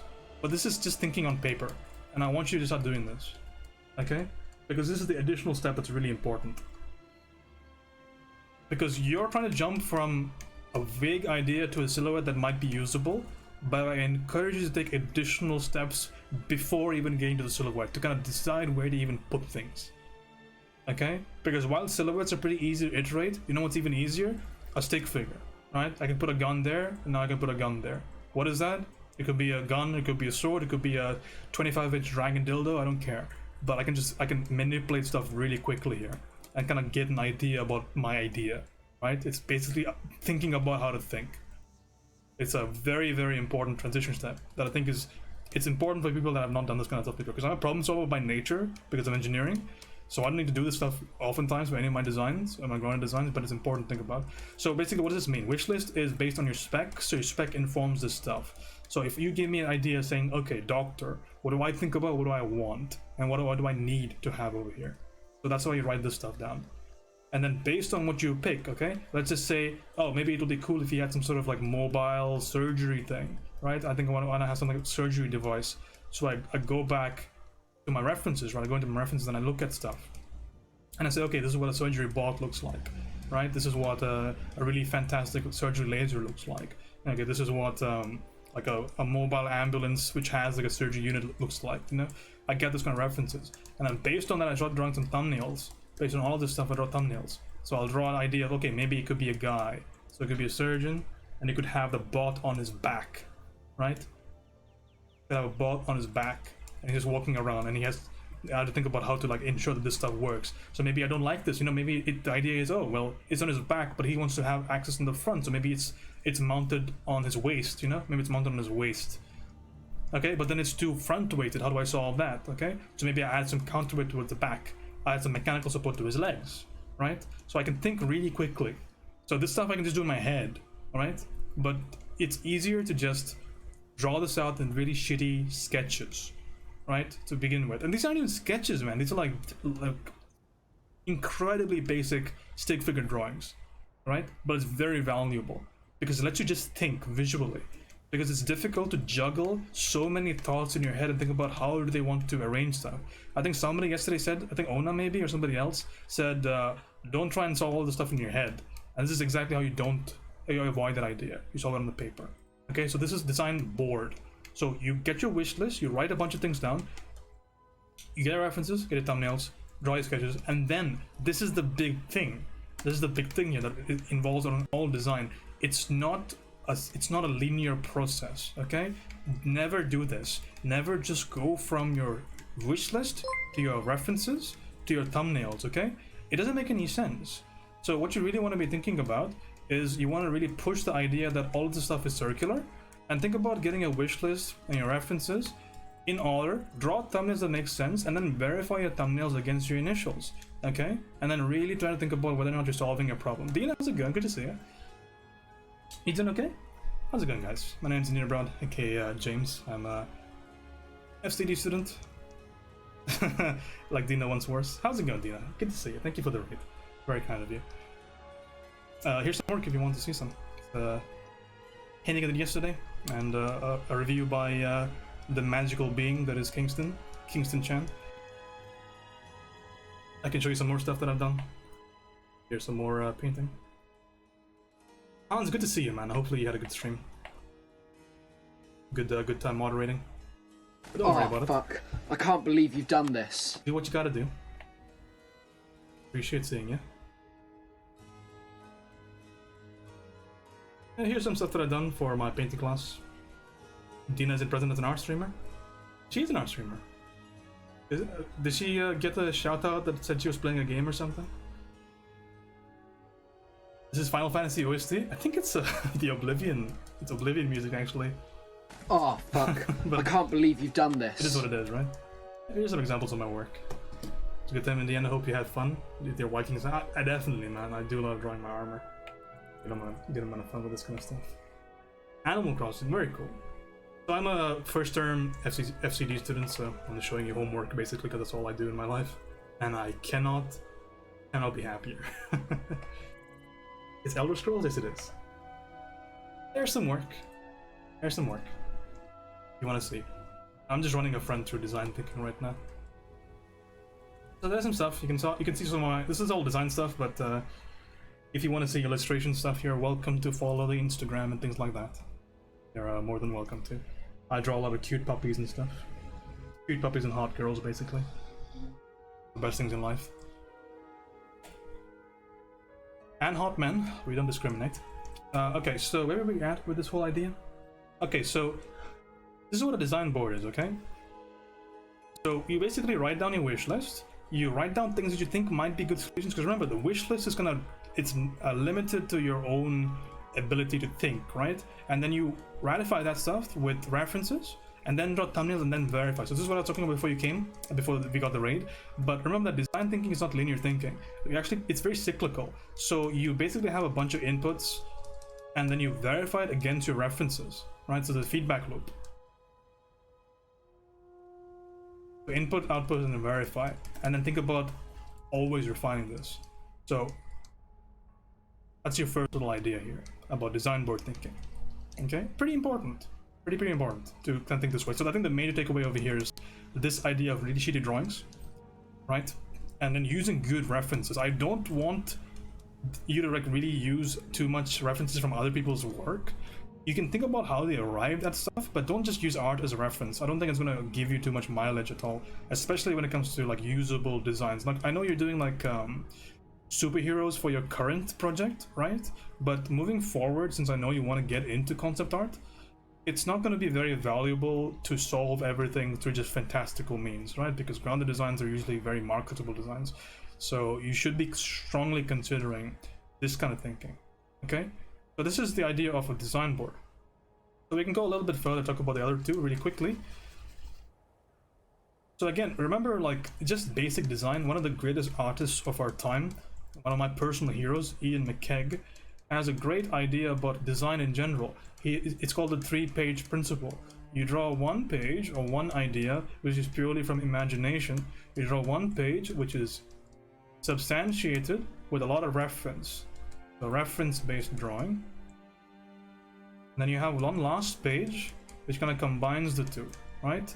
It is done with the flexibility of imagination, but with the authority of reference to create a good design. So this is a very old idea, but you see how this kind of maps to what we just talked about with design board? So what did we just talk about? We talked about what we wish, what we think, what the references show, and then the final combination, except we're doing it in a much basic sense before we even commit anything to some sort of finalized timescale, okay? So it's all the same ideas. It's very good ideas said by multiple incredibly gifted and incredibly established artists, but it's just said in different ways, interpreted in slightly different ways. Okay, that's a design board. Mind mapping, I think, is something you already know, but the idea is you're trying to follow logic. I can show you a mind map I already have. I can, just because it'll take too much time to just draw one out. But here's a map for my design that I just showed you the final version of. Here's a mind map for my design I just did, that I just showed you. I'll show you the final as well along with this.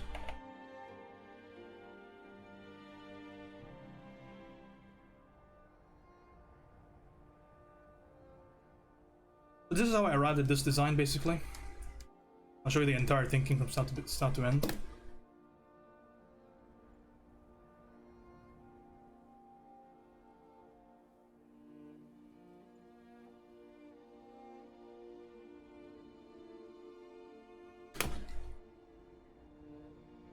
So this is a mind map here. So I have to have a research exploration vehicle, right? So these are my thoughts about what I could have, right? Or what I want. I want it to be drone based, I want it to be solar powered, I want it to be like long flight time, something like that. And then I just follow my whole line of thinking, right? So I think about air surveillance, I look up all these terms. One of the biggest mistakes that I see you committing on your stream, or just regularly, is that you look for solutions, you don't look for the information. You're trying to look for solutions really directly. This is like what I see you do all the time, and I want you to stop doing it. It's the idea that you look at a concept like love, you know, and you Google love. You just Google this directly, and you use what you Google, because you see what the problem here is? You're using this tool to solve your problems, but you need to be solving your problems. You need to be the thing that's adding some sort of idea. So you should be filtering this through you first, and then look up stuff. It's totally fine to do this just to augment ideas, and maybe you'll find something good, or maybe you'll find something in related searches. It's certainly possible, but this idea needs to be understood really well. Like, you need to be kind of passing things through your brain based on research, right? So for example, if I look up something like a concept like surgeon, right? Surgeon, superhero, whatever. My first step is not to Google surgeon and then grab images. I go to read up on what this actually means, right? I go to Wikipedia, you know, I go to a bunch of like videos on YouTube about like this actually happening in extreme situations, and I think about what are the cool things that I've read about, that I found out about, and then I search the actual visual information, right? So I get more informed about the topic, all right? I get more informed. I use my own ability to kind of think about what's cool and what's not. I use my own taste to kind of remove the chaff from the wheat, and then I look at the visual. I do not do this. This is a very bad idea, because this, what are you really doing over here? You're just allowing the people's opinions of something to influence your decision, as opposed to it being your decision, right? You're the problem solver here. It's supposed to be your decision, right? So don't look up what something just means generically, otherwise you're just gonna end up with a generic looking design. Okay, so really important to think about this when you're doing a design. So how did I even come up with aerial surveillance? How do I know about all this stuff even existing? Okay, so I googled aerial surveillance, I googled drone-based surveillance, I googled high-altitude surveillance, and I got information about NASA's solar-powered wing project. I got information about airships that work on solar power. I got information about drone launching systems. Got information about AWAC, aerial platform surveillance stuff. All this stuff I get from just reading up on the subject, right? So just read up on stuff before you do anything too severe, because that's going to give you way more information in order for you to kind of give or make decisions later on, because otherwise you're just letting the decision be made for you. So research is really important over here, right? And that kind of falls into in design board, it falls into your references kind of column, right? So research stuff and then get stuff out of that research. It's really important. The pickup with the drone launcher, hell yeah, man. So once I kind of have all these ideas in order, right, and then I go for my sketches, and these are my final sketches, but you see how shitty these are compared to my finished work? These are so shitty because I had so many of them. But this is just me thinking on paper, just like I asked you to do. Maybe the sketches are a little bit more like in perspective, for example, because I need to present this to my AD, but it still kind of gets the idea out there, right? I can still kind of understand what this is, I have an idea. But this by no means is going to be a finished drawing. And then I turn that into this, which is a finished. Right, because I have everything solved. It's just a matter of drawing, which is the easiest portion of this. Because everything is set up already. I'm doing things step by step. So when I did this thing, I didn't have to do any problem solving. I could just draw. I could just model and draw. So simple. That's mind mapping. Okay, so just having a logical kind of progression of thoughts. Okay. Designing in constraints is one of my favorite ways of thinking about. I don't know if it applies to what you're doing right now, but in general it can matter. And this is just about, it's kind of this kind of thinking, right? It's just kind of thinking, which is just that I have a problem. You must have a problem, okay? Otherwise, what are you solving as a concept artist? What are you solving? You have to be solving something for a corner design. It has to be addressing something. Is that sketching part of the mind map process? Yeah, it's the thumbnail stage. It's just that my thumbnails are a bit more finished here. But, yes, in general, you want to be sketching eventually. So mind map is just like thinking, but you also want to be augmenting the mind map with some sort of sketching, right? Just to kind of think on paper, but you don't want to be doing this exclusively. Like I said, the less you do in your head, the better. The less you do in your head, the better at this stage. You can't skip steps, okay? You can't at this stage. It's not that you can't do it physically or mentally. It's a bad idea too. It's easier for everybody involved to just show everything out on paper. Think on paper, okay? So once you do your mind map, like augment stuff with sketching. For example, I did a lot of stuff on the side over here. Like I did this, like I combined these two, and I actually think this is how I got my sketch for that, because you see that's basically the same thing. Like this and this is literally just combined in a very shitty sketch to get this. You see how close those are? Basically, I just ripped it off. I just ripped off what I just saw to get that sketch. Right? Same thing goes for over here, right? I think I had to add some solar panels or something like that on this, so I just did a very shitty sketch of that. So I just grabbed it. Okay? So design constraints is like this. I have a problem. Let's say we'll just invent a problem over here. Let's say the problem is, so we're talking about doctors, right? So the problem is I need to I need to put surgery and to have surgery done in remote areas. Remote surgery. It needs to be mobile. Okay?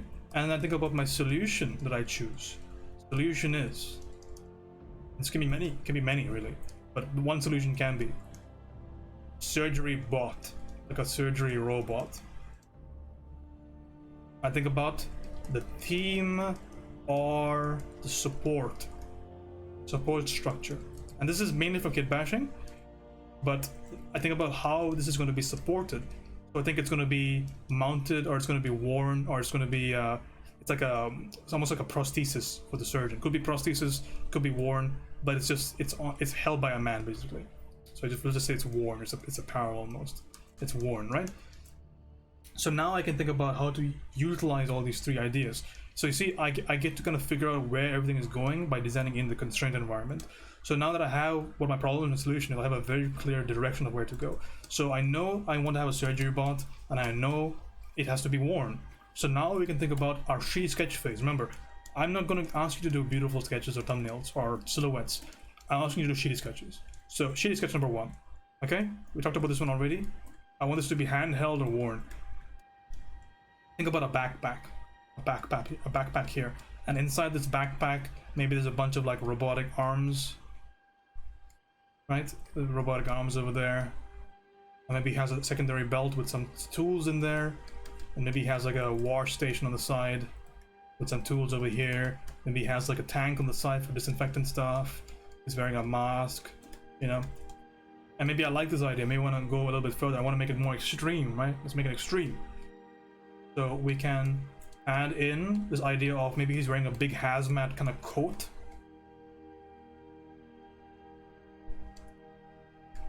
Look at how shitty these fucking sketches are, but look at how quickly I can do them, because I'm keeping this here so I don't have to think about it. It's on my page already. It's done. It's on my page. I don't have to think about it anymore. But I add this kind of idea, and now I have this kind of cool idea where he's a bit more heavily augmented, right? Kind of cool. Maybe I want to switch that to the front, right? I want to switch that to the front, so I can just duplicate, so I can draw it in new. It doesn't take me any time. Let's say I'll duplicate it because I want to go quick here, and I'll switch this stuff. I'll switch that stuff. Maybe I want it to be chest mounted.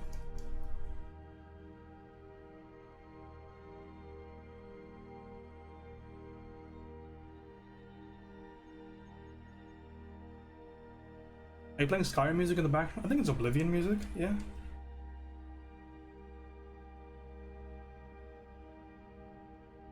Okay, now this is the big thing here, okay? What I really want you to think about. Here's the big thing. Remember that. Remember that. It's important. Because otherwise, every design you make is going to suck.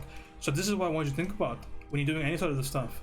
I want you to always question what you're doing, and talk about the feasibility of that stuff. Always try and attack your design at every stage. This is what really helps me, and why my designs don't get questioned too often in my evaluations, is because I ask every question I can about this stuff. I ask how it's going to land, how it's going to steer, how it's going to maneuver stuff, how it's going to get energy, how it's going to mount the drone.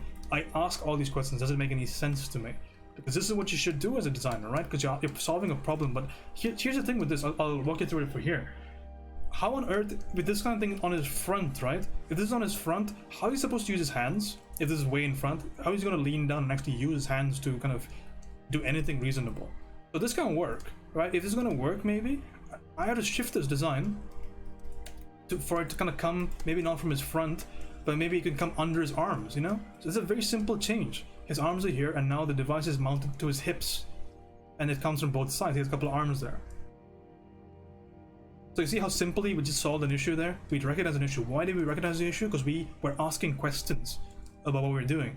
We were saying, okay, does that make any sense? You know, if I see this in my head, if I picture this in my head, does it make any sense? Because maybe it doesn't, right? So you want to be questioning that stuff. What if this is really heavy, right? What if it's really heavy? Maybe add additional legs. You know, like the thing in Death Stranding, he has those additional robot legs to kind of support stuff. I mean, look at how fucking cool this is already. Like, I can see this in my head right now, and it's so cool. It's so cool. It took no time, right? And this is just the beginning of our adventures, explorations here. Right? It's just one part of one version of the solution, right? Remember, this is one solution, which is robotic surgery, and these are one version of robotic surgery, which is a backpack mounted augmented thing, right? It's just one version of that. So we have this group of things over here. These group of shitty sketches. And I emphasize shitty, by the way. They need to be shitty, otherwise you're going to invest too much time into them. And let's say this is number one, right? Number one version. Oh, fuck. I can't believe you've done this. And I'm talking about number two now. Number two version. Which is, maybe I don't want it to be backpack mounted. It's still designing in constraints, right? Still thinking about the idea that it is robotic surgery. Still thinking about the fact that it's handheld, or it can be used as some sort of worn device. Right, but I don't want it to be a backpack anymore. Let's think about something else. Maybe I Google this. So what would I Google to kind of find a solution? I would just Google how, like, people wearing heavy shit, so heavy packs. I Google about like mountaineering. I Google about military stuff. I Google about how to even hold stuff like onto your body. How do I fasten stuff? And then I can just change this depending on how I want, based on how I see things in reference, right? So I can see, oh, this guy wore stuff around his legs. This guy used like a trolley. This guy used a system of winches. I can get ideas from there, and then I can reposition this.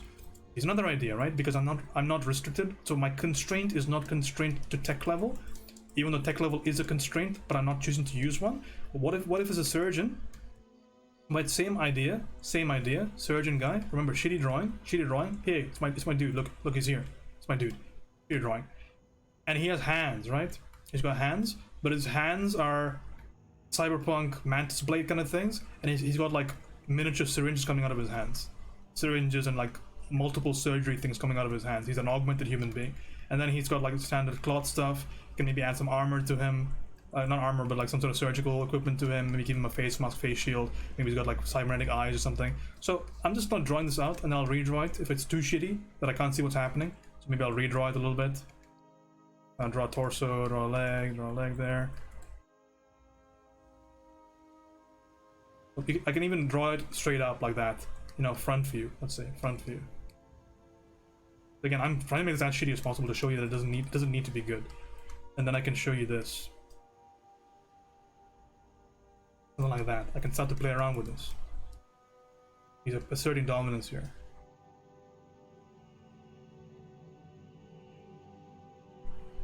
Okay, like that. Maybe he's wearing like scrubs or something. The scrub's gonna cut. So maybe it's like a doctor that's cut his limbs off or whatever in surgery. Now he's the ultimate surgery doctor. So maybe he has like a cool gas mask or something. Like whatever you need to kind of make it clear in a small amount of time, do that. He's got a cool gas mask or something. You know, maybe he's got like neon stuff on his face, right? Got like weird scrubs going on there. So I'm doing this with no reference, mind you. It'll be so much cooler with reference because I can have clear things to indicate. But here's another idea for the same concept, right? Remember, I'm designing in constraints. Let's do another one, right? Because it takes us no time. Let's do another one. We're thinking on paper here. Another one here. How do I carry a load is a question, right? How do I carry? How do I take a load, basically? So here's how I take this big fat load. So I will have.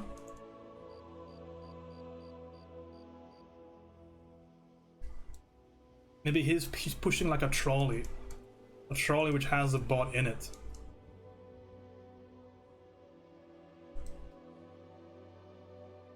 This kind of idea,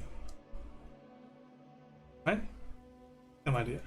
Should just consider the basic shapes of what you're designing, like a more edgy shapes or evil stuff or more round stuff for a friendly. So this is going to be informed by your references, okay?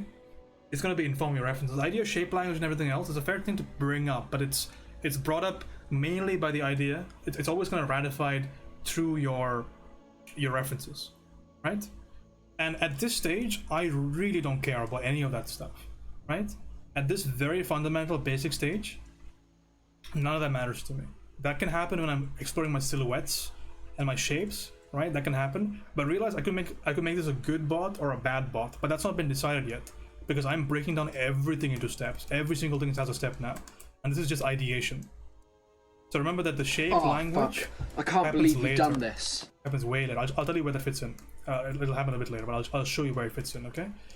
But this is just thinking on paper, okay? That's the main idea over here. It's just thinking on paper because remember that this idea could be a bad, really weird, spiky ship that's got like real tendrils and stuff like that, and the design for the hawk could have like a weird beak and stuff like that. But remember, it's all slight augmentations of existing design, but all we care about right now is just the design, because people try to jump to the visual way too quickly is a problem. But you want to be thinking about stuff, otherwise you don't get designs like that, right? You want to be thinking about just a pure design. So that's designing in constraints. You see, that's 3 good design ideas, and it's just one of the solution, because remember, the solution that we have over here is it's just a robot, just a surgery bot is what we said, right? It's just a surgery bot, but it could be anything.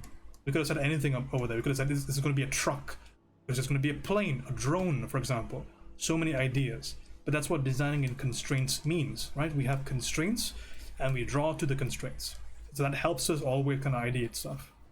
Okay, there's a last thing within design thinking I want to kind of brush up on before I go into design tools, which is where shape comes in, by the way, since somebody brought that up. Every concept art company needs a load-taking specialist. I'm gonna put that on my resume. Last thing I want to talk about here, since I know you're probably writing this down, is proportional allocation. It's a small one, but pretty important. So what proportional allocation means is that you get to decide exactly how much of your design solution is going to occupy the space. For instance, the average proportional allocation for a kit bash is usually 80-20, right? So if I have two things that are being kit bashed, for example, it's usually going to be, I have 80% for my base for my kit bash, and I have 20% for my augmentation. I'll give you an example. Here's something I designed a while ago. Here's a vehicle design for an cave-in thing, anti-trench cave-in. There's a vehicle I designed for that. So you see that most of the vehicle is being retained. This is a track loader, and then I have my augmentation here, which is this portion of it. So it doesn't occupy too much space, because if it's a little bit too even, what tends to happen is it becomes less believable. Okay, it's a small thing to note. So don't forget that you can always change scale while designing. Okay, you can always change your scale. So the bot could be really big, it could be really small. The surgery hand could be just one hand, could be both hands, could be his entire arm, could be just his hands, his fingers. So remember that you can always play with allocation. This one's not so important, but it's important to think about, just as a side note for iteration. And the main thing I want you to think about over here, the main thing is that one, it is cyclical. You are thinking again and again and again. Other one is to always think about useful changes. So research stuff and be cyclical with your analysis. Okay, that's what you're missing right now. Kayla, how's it going? Good to see you. Shout out to Kayla, the homegirl right there. Been loving your dragon work recently. I saw you painting over something from Sam White as well. Good on you. So that is design thinking. So if you have never designed anything before in your life, it's also a science, just like illustration. You can get it down to a very basic step-by-step science, and that's all the steps you need to do for design thinking. So now I have my horrendously shitty, deformed Cronenberg sketch, right? And I want to make it into a good design. What do I do for that? So here are your design tools. First one, form and function. One, silhouettes. I don't know how to spell this, but pure confidence. I don't care. Silhouettes is the next one. Okay. Third one is abstraction and extraction. Fourth one is framing and accents. And these are all the tools you're going to need to draw a decent design. So what do these mean? I'll go over them. Form and function. This is where you look at your reference and think about exactly why things are the way they are and why do they work the way they do. Wasn't design thinking also about functionality? You talked about how your ship works, for example. Wait a second, where? Wait, what? Now this is just the idea, right? There's nothing functionally solved here. So I want you to think a little bit clearer over here, okay? What is actually solved here beyond the idea itself? How is this attached to this? How does this thing move, right? How does this thing locate stuff? How does this thing land? How does this thing maneuver in the air? There's so much functionality missing. And that's the functionality I add in my final design. You see that? Everything that I just mentioned is added here. Everything. And that's what makes it look cool. right? How does it see? How does it navigate? How does it move? How does it launch? How does it land? How does it thrust? So that first stage of design thinking is just to come up with an idea. This is all ideation stuff, okay? It's all ideation. And this is how to take the idea and make it believable, to make it look like it's something that is a finished, reasonable, mature design. Okay? That's where form and function goes. So remember the thing you were doing yesterday when you were looking at the fireman, for example, and saying, oh, this is why this is that, this is the way, this is why that is the way, do you know the way? When you're doing that stuff, that's what you were doing over there. So you can grab stuff from reality and say, okay, that's what that looks like, that's what I can use. Okay? So this is mainly about looking at reference and translating the reference onto your painting. Okay? So if I see a very decent surgery bot, for example, Google it right now to show you, since we're talking about this idea of a mobile surgery device or whatever that doctors can wear. That's our problem that we're solving, remember? Based on a constrained environment. So I Google surgery bot, what happens? Okay? And I get some kind of cool designs, right? I really like this thing over here. It looks fucking sick. Looks awesome. So we can use this. Here's a surgery bot. Okay? Now I can look at this and look at what it's actually doing, right? I can look at these really cool, like this. It's almost like this track that the needle is on. That can probably be pushed up and down. It has all these degrees of freedom. It's sitting on these robotic arms. It's probably sitting on a gimbal of some sort, right? So I have all this stuff that I have these lights fixtures that I can use, the surgical environment stuff. That's what I'm going to extract in the form and function stuff. Okay, that's the first tool. So basically, use reference. Figure out why it works, and then draw what works based on your own requirements and expectations. Silhouettes. This is what I think Legion talked about. This is where you design shape language. You think about how round you want things to be, how triangular you want things to be, how angular, how spiky. All these things are solved in the silhouette stage. This is what you were doing yesterday. But remember, look at how much we had to do to get to silhouettes. Okay? And this is the crux of the issue, right? So I've told you in the past that there's no better way of doing something than doing something, right? But this is doing something. Okay? I think this is important to think about. Remember, you're not doing every one of these, you're just picking one of them, whichever works the best for you. So you're starting with a design board, you're starting with a mind map or a design constraint. This is designing in constrained environment, by the way, called DICE. But you're starting with one of these things, you're coming up with your idea first, and then you silhouette. You don't silhouette for an idea, you silhouette an idea, you don't silhouette for an idea. Okay? Later on, when you get better, you can silhouette an idea out. No issues, right? But even with all of my drawing experience, I struggle with silhouetting stuff without doing some of this stuff before, right? You're silhouetting out variations, because silhouettes are mainly about iteration, right? Progressive iteration. But you gotta be iterating something. Otherwise you end up with what happened yesterday, which is you don't have enough fuel to keep going because you just don't have the raw material to work with. And this is how you get that raw material. Right? Because if you follow these steps, you'll have unbelievable number of ideas to work with. So silhouettes is form language, basically. And you know silhouettes already, we've explained that before, we don't have to get into it. This is an interesting one. Abstraction and extraction, what does that mean? So, here's a good example of stuff. If I have a fire hydrant and a hose, okay? Again, back to the shitty sketches. This is sufficient to maybe apply water in a high amount of pressure to a room that's on fire.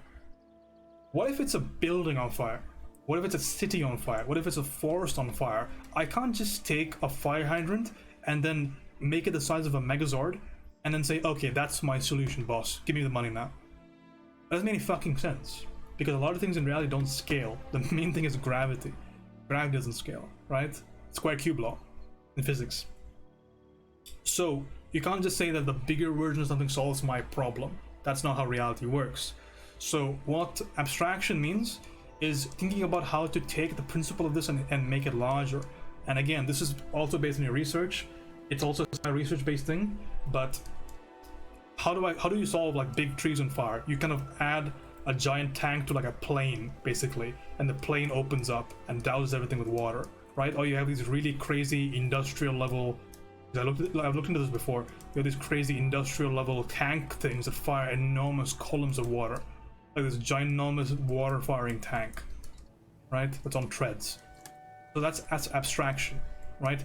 thinking about a solution to a problem, because the solution here is I want to douse it with water and I want that dowsing mechanism to be mobile. But you see that when you increase the scale, things will look different. So you don't just make things bigger and think they will make sense. Abstraction and extraction is just about problem solving in the bigger, smaller cases. Yes, so you're kind of defining scaling stuff over here. So you're kind of determining whether or not, like, what kind of thing you want to use to solve the problem particularly. So I had the idea already, like the surgery bot idea. So we're talking about surgery bot, right? So maybe the surgery bot stuff, when it's really small in the hand, will look different than if it was really big on the backpack. Maybe the backpack will look closer in scale to this, but maybe the smaller ones in his hands that are coming out, like augmentations, that one will be a lot more precise because it's got to fit into his hand. First of all, it's got to be low profile, it's got to be precise, right? It's got to have much more tiny motorization in it, so it'll look different. So that's how I inform this stuff. And all throughout I'm gathering references. All throughout I'm questioning what's happening, right? Every single stage is a cyclical stage. I want this circle to be implanted in your head like Dr. Manhattan's icon, right? Think about circling around on yourself and question stuff. Okay, does this make any sense, and what does this look like in reality? What are my references? So you need to have a bunch, 4 or 5. I'm not gonna cut it here. So that's abstraction. Extraction is just thinking about conceptual stuff. So how is the problem solved? So how can I help with your abstraction? So what is the principle of what we just talked about? The principle is water will put out fires, right? So another principle is maybe dust, maybe cloth, maybe stifling the flame will put out also fire. That's an extraction of an idea. So these are methods of stifling flames, right? So you can use extraction to kind of extract the idea of something and then start scaling it up, scaling it down, right? So if a bucket of sand can stifle the flame, then maybe a giant truck that can catapult sand can solve a fire as well. So maybe I make a trebuchet, right? A trebuchet that can fire sand at a fire as an ancient design to solve a fire, for example, right? That's extraction, thinking about that idea. So what is actually working? What is the concept behind this design that I'm seeing in my reference? And how do I extract stuff from that to make sense with my own design? Right? So we're still not going far away from our idea. We're just making it a little bit better and more grounded in reality. What extraction is, so you're thinking about what things are actually doing. Extraction is not a big deal here, but you're thinking about what the concept is in the solution, as opposed to thinking about just manipulating the idea, because this can help a lot of the times. So we'll take any example, right? Let's just say cutting trees. Cutting trees is our problem. I want to cut trees. So a solution could be a chainsaw. Extracting the chainsaw gives me these large industrial vehicular saws. These pneumatic powered, like weird, crazy industrial saws. Now extracting the idea gives me this. It gives me laser. It gives me high power, high wattage lasers. How does it happen? What I'm extracting is this. It's just the notion of what is the solution doing? It's cutting stuff. So it gives me a parallel line of thinking, basically. So instead of using a blade that cuts through friction and through force, I can use a laser that cuts through heat, right? Cuts through heat, basically. So it's using the idea, I'm extracting the idea of cutting, which is the solution here, right? It's the solution of this particular thing. And I'm forming it in a different way. Get this idea, right? So what else can cut? High power jets of water can cut, right? High power water jets can cut. Right? So it's about trying to, this is basically, the reason I don't ever think about this is because I'm really good with lateral thinking. I think really good laterally as a person. So I don't generally give too much thought towards extraction, but I do it all the time. The idea is just that I find a solution and think laterally about what the solution is doing. And that's what extraction is about.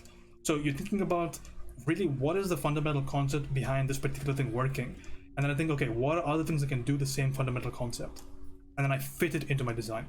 Okay, let's think about another one here. Again, we're just coming up with ideas here. Another solution here.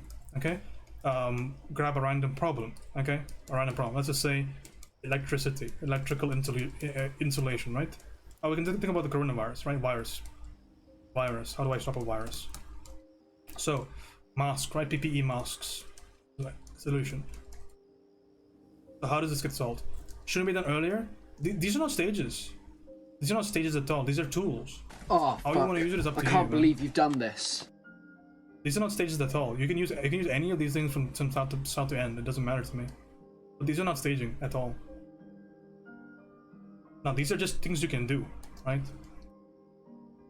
These are ideas you can kind of follow. None of these are stages. How you want to do it is up to you. It's completely up to you.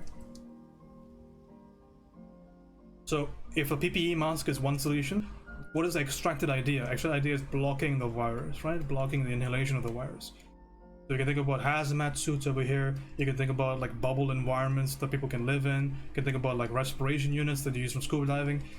So you see, it's going parallel, right? And none of it's really going that far away from the idea because you can still fit it into the idea. It's kind of idea. So it's giving you more fuel, basically. So if abstraction is a way to iterate, extraction is a way to get more fuel. Last thing in this whole idea is framing and accents. This is the easiest one. The last thing over here is the idea that once I have my idea, once I have everything in order, I can think about how I want to value stuff. So accents, framing is just a general value of something, and accents is just the things that you really want people to look at, right? So for example, in this design over here, it's not a good example, honestly. It's not a very good example, but it's something I designed. It's I've graphically had this conveyor, this moving arm. It's lighter than the cabin, the chassis of the car, right? Because I want this to be more visually distinct. Maybe here's a little bit of a better example, right? So the solar panel. Maybe this is actually not a very good example. Again, I could have done better here. I could have had the dome, the meteorological radar here. Could have been better. The landing gear could have been better. So basically I have a good frame, which is the light valued frame, and I want to add more accents to kind of guide the eye through my drawing. So this is basically when you're determining local value of stuff. Okay, so for a design like this, like I went around this entire drawing at the very beginning, and I said what I want to be dark and what I want to be light. In fact, I think I have my local value breakdown for my Viking. I can show you. Where is that? I think I have it somewhere here.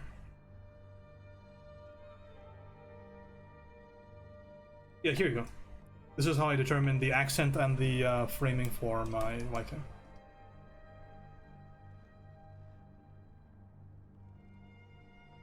So you see, everything is basically maintained. The entire sketch. What's dark over there is dark over there. You see that? I maintain it.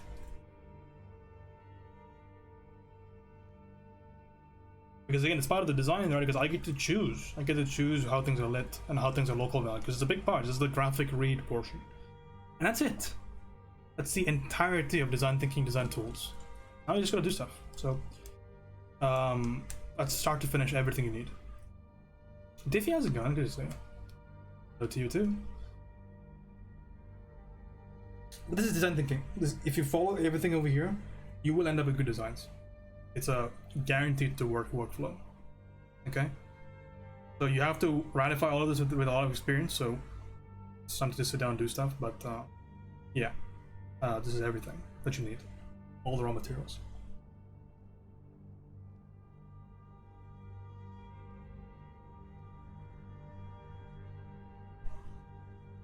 Yeah, so that's basically how you can end up like with stuff like this, like, pretty easily. Like, just with a little bit of time and effort, you'll be fine. That's designing. That's designing 101. So again, this whole area is how to think. This is how to draw.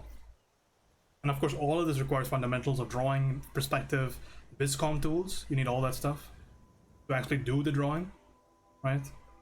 But this is everything that's in the design portion of stuff. Cool. Cool. Okay, well that was fun. Yeah, write this down. Pick one of them. Pick like a design board or pick a mind map. Do some shitty sketches, and then yeah, save your work and then show me. Last thing I'm gonna point out here is good references. I was actually halfway between doing this yesterday because you look like you're struggling, but then I just had to give up because I had to work on my own stuff. But I have some stuff that I intended to show you yesterday. Where's that?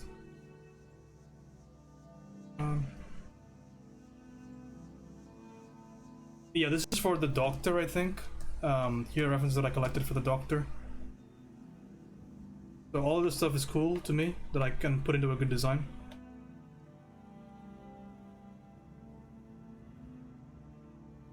So here's the Greek god, I think it's Asclepius or whatever.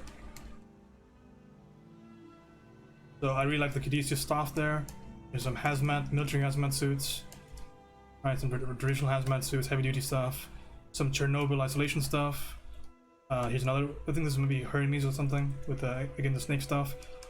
So these are all what I consider to be really good design references. Because it gives me a lot of information to work with, right? There's a Plague Master or Plague Doctor stuff, which looks cool. But I would have like this times 15 maybe to really kind of figure out where everything is going. Like syringe stuff. This is like maybe 5 or 10 minutes of work searching for stuff in here. And already the board looks way better than what you had on your as your references. So it might seem like you're just an idiot and you can't find solutions, but really you're not giving yourself a chance to find solutions. You're skipping steps. So I gave you down to the micron, the most basic step anybody can do, right? So if you follow every step, you'll arrive at a solution. Okay, so I discourage looking at people's artwork. It is not helpful for learning how to design stuff, right? You can look at good design stuff in your free time, sure, and then think about how they arrived at that kind of stuff, right? How they use stuff. Don't try to kind of decipher their thinking. That's totally fine, but don't use artwork as your reference, because that's like a finished, solved thing already for the most part, and you have no idea if the solution is even valid. You have no idea the solution fits your spec. It's not very usable because it's already a product. It's already a finished product. So it can help in certain cases to inform like your lighting and your mood and whatnot, but I would probably keep that entirely separate, and I would do that after I have my design already. And then like if I maybe want to run through a few more ideas maybe, but I personally, for at least for the concept of grounded designs, I think it's way better to just do that in your own time. So do like basically just do analysis of good designs. Do it in your free time later on. Don't do it along when you're doing your own designs. Don't do it at that point. It's kind of similar to in illustration. If I want to get really good at illustration, I do my own studies and I do master studies separately. But if I'm going to study a bird, for example, I don't look up paintings of that bird and then study the painting of the bird. I study the bird directly to help my own skill set. And then later on, I can do a master study of somebody drawing birds and then work on their solutions. But I won't, for my own learning, I'm not going to just draw other people's paintings because I won't gain as much, right? Because a lot of stuff is already solved for me. Shape solved, value solved, edges are solved. So I don't learn that much.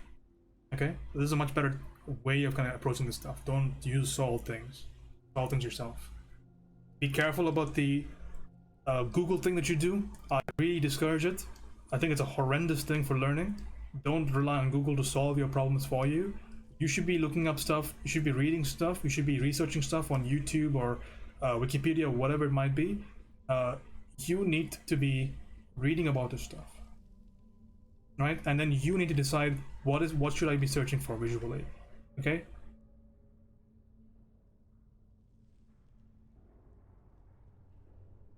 James, let me remember. I don't remember how something is called. Imagine a portrait that's a light behind the figure, and the external hairs are lit by that, and those are also super glowy.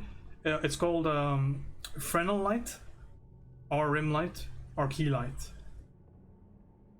Fresnel is probably what you're looking for, or Fresnel is how it's spelled. Marina, welcome.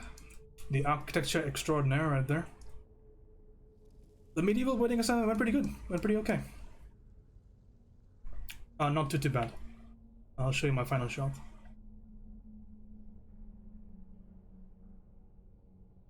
Week 11.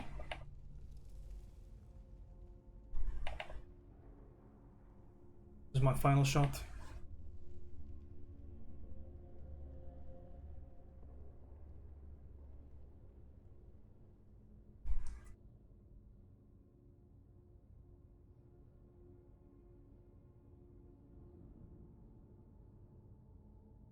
And then I did a few more things since we've last spoken. I designed this blimp, designed this loader over there. Fun stuff. Fun. So all cool stuff there. And did a few paintings as well. This is Samurai Boy. Working on my last project. Cool. Good luck on that. I know you'll kill it.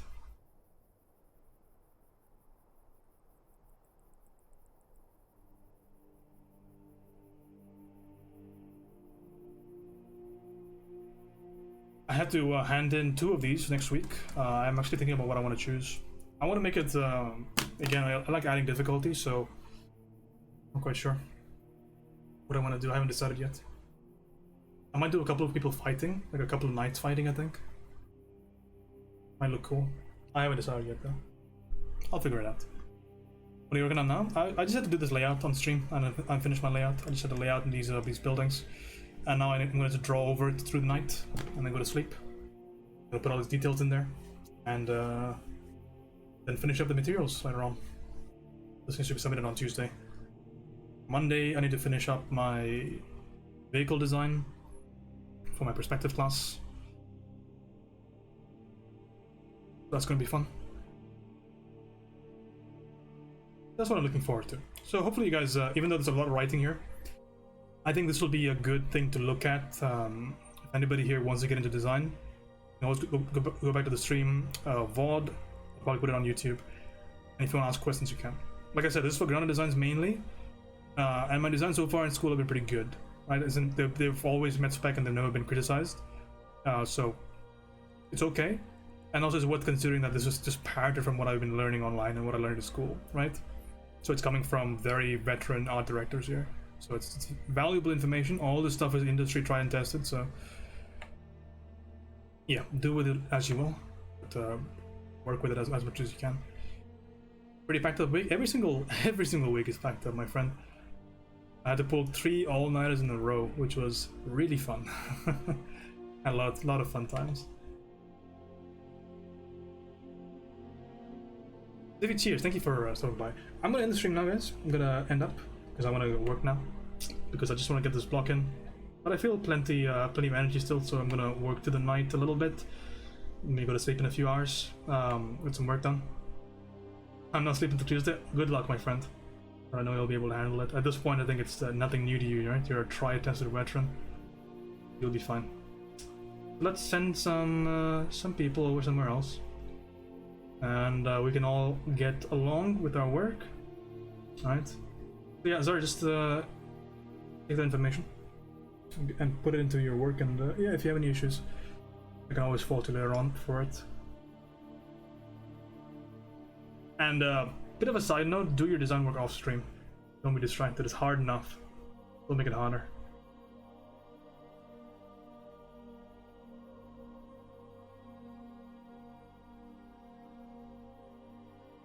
Who are we gonna raid? Kyle or Eve? Let's raid Eve. I think she deserves some attention. Actually, hang out in her stream quite a lot because she streams while I'm working overnight. We'll head up to home, girl. Yeah, that's what I'm saying, Azar. Just leave that shit off stream. Just do it off stream. And maybe you can do your drawing on stream, but the thinking part, especially the shitty drawings, like, I don't want you to kind of fall into the territory of like, oh, I need to make this look good, you know? That's like the dead tenants to your whole design. Like, you want to just make things make sense. You don't want to make things look good. Making things look good is easy, you know? Something that my one of my painting AD, the guy that critiqued this morning. It's not an F, is it? So the guy that critiqued this, he said somebody else's work that didn't even do the fundamentals. He said that doing the fundamental stuff is a qualifier. It qualifies you to be bad. But before you even do the basic fundamentals, you're not even bad. You're not even considered. You're not even on the leaderboard. Okay? Like, you're not even playing the game yet. So do the fundamental stuff. I'll stream, get that done. Yeah. So get some work done. Show me a few pages of that stuff. Then we can talk more about stuff. So what's best for your learning right now is you should come up with some of these pages. Yeah. Come up with some of these pages. Solve a few problems for me, and then I can talk about what you've done wrong. Okay. So we just go back and forth. So solve a few problems. Maybe it's related to what you're doing right now in your school, that's fine, but you need to show some work now. So now you have everything you need, right? So now there's no excuse. So now show me some designs, and we'll see what we can do. We'll see what you're missing, what you need. Yeah? Okay, sounds fair to me. Great Eve. Appreciate you guys hanging out. Thank you for stopping by. Very nice of you. Thanks for the raid, by the way, Dina. I didn't see you in the chat there, but always appreciated. You and your community, always welcome over here. You guys can find me on Discord and Instagram or whatever if you need me for something. Probably going to be working casually tomorrow, so I'm open for questions. After that, probably not going to see me for a week because I need to finish up my term. But yeah, keep working, work hard. I'll see you on the next stream. Cheers.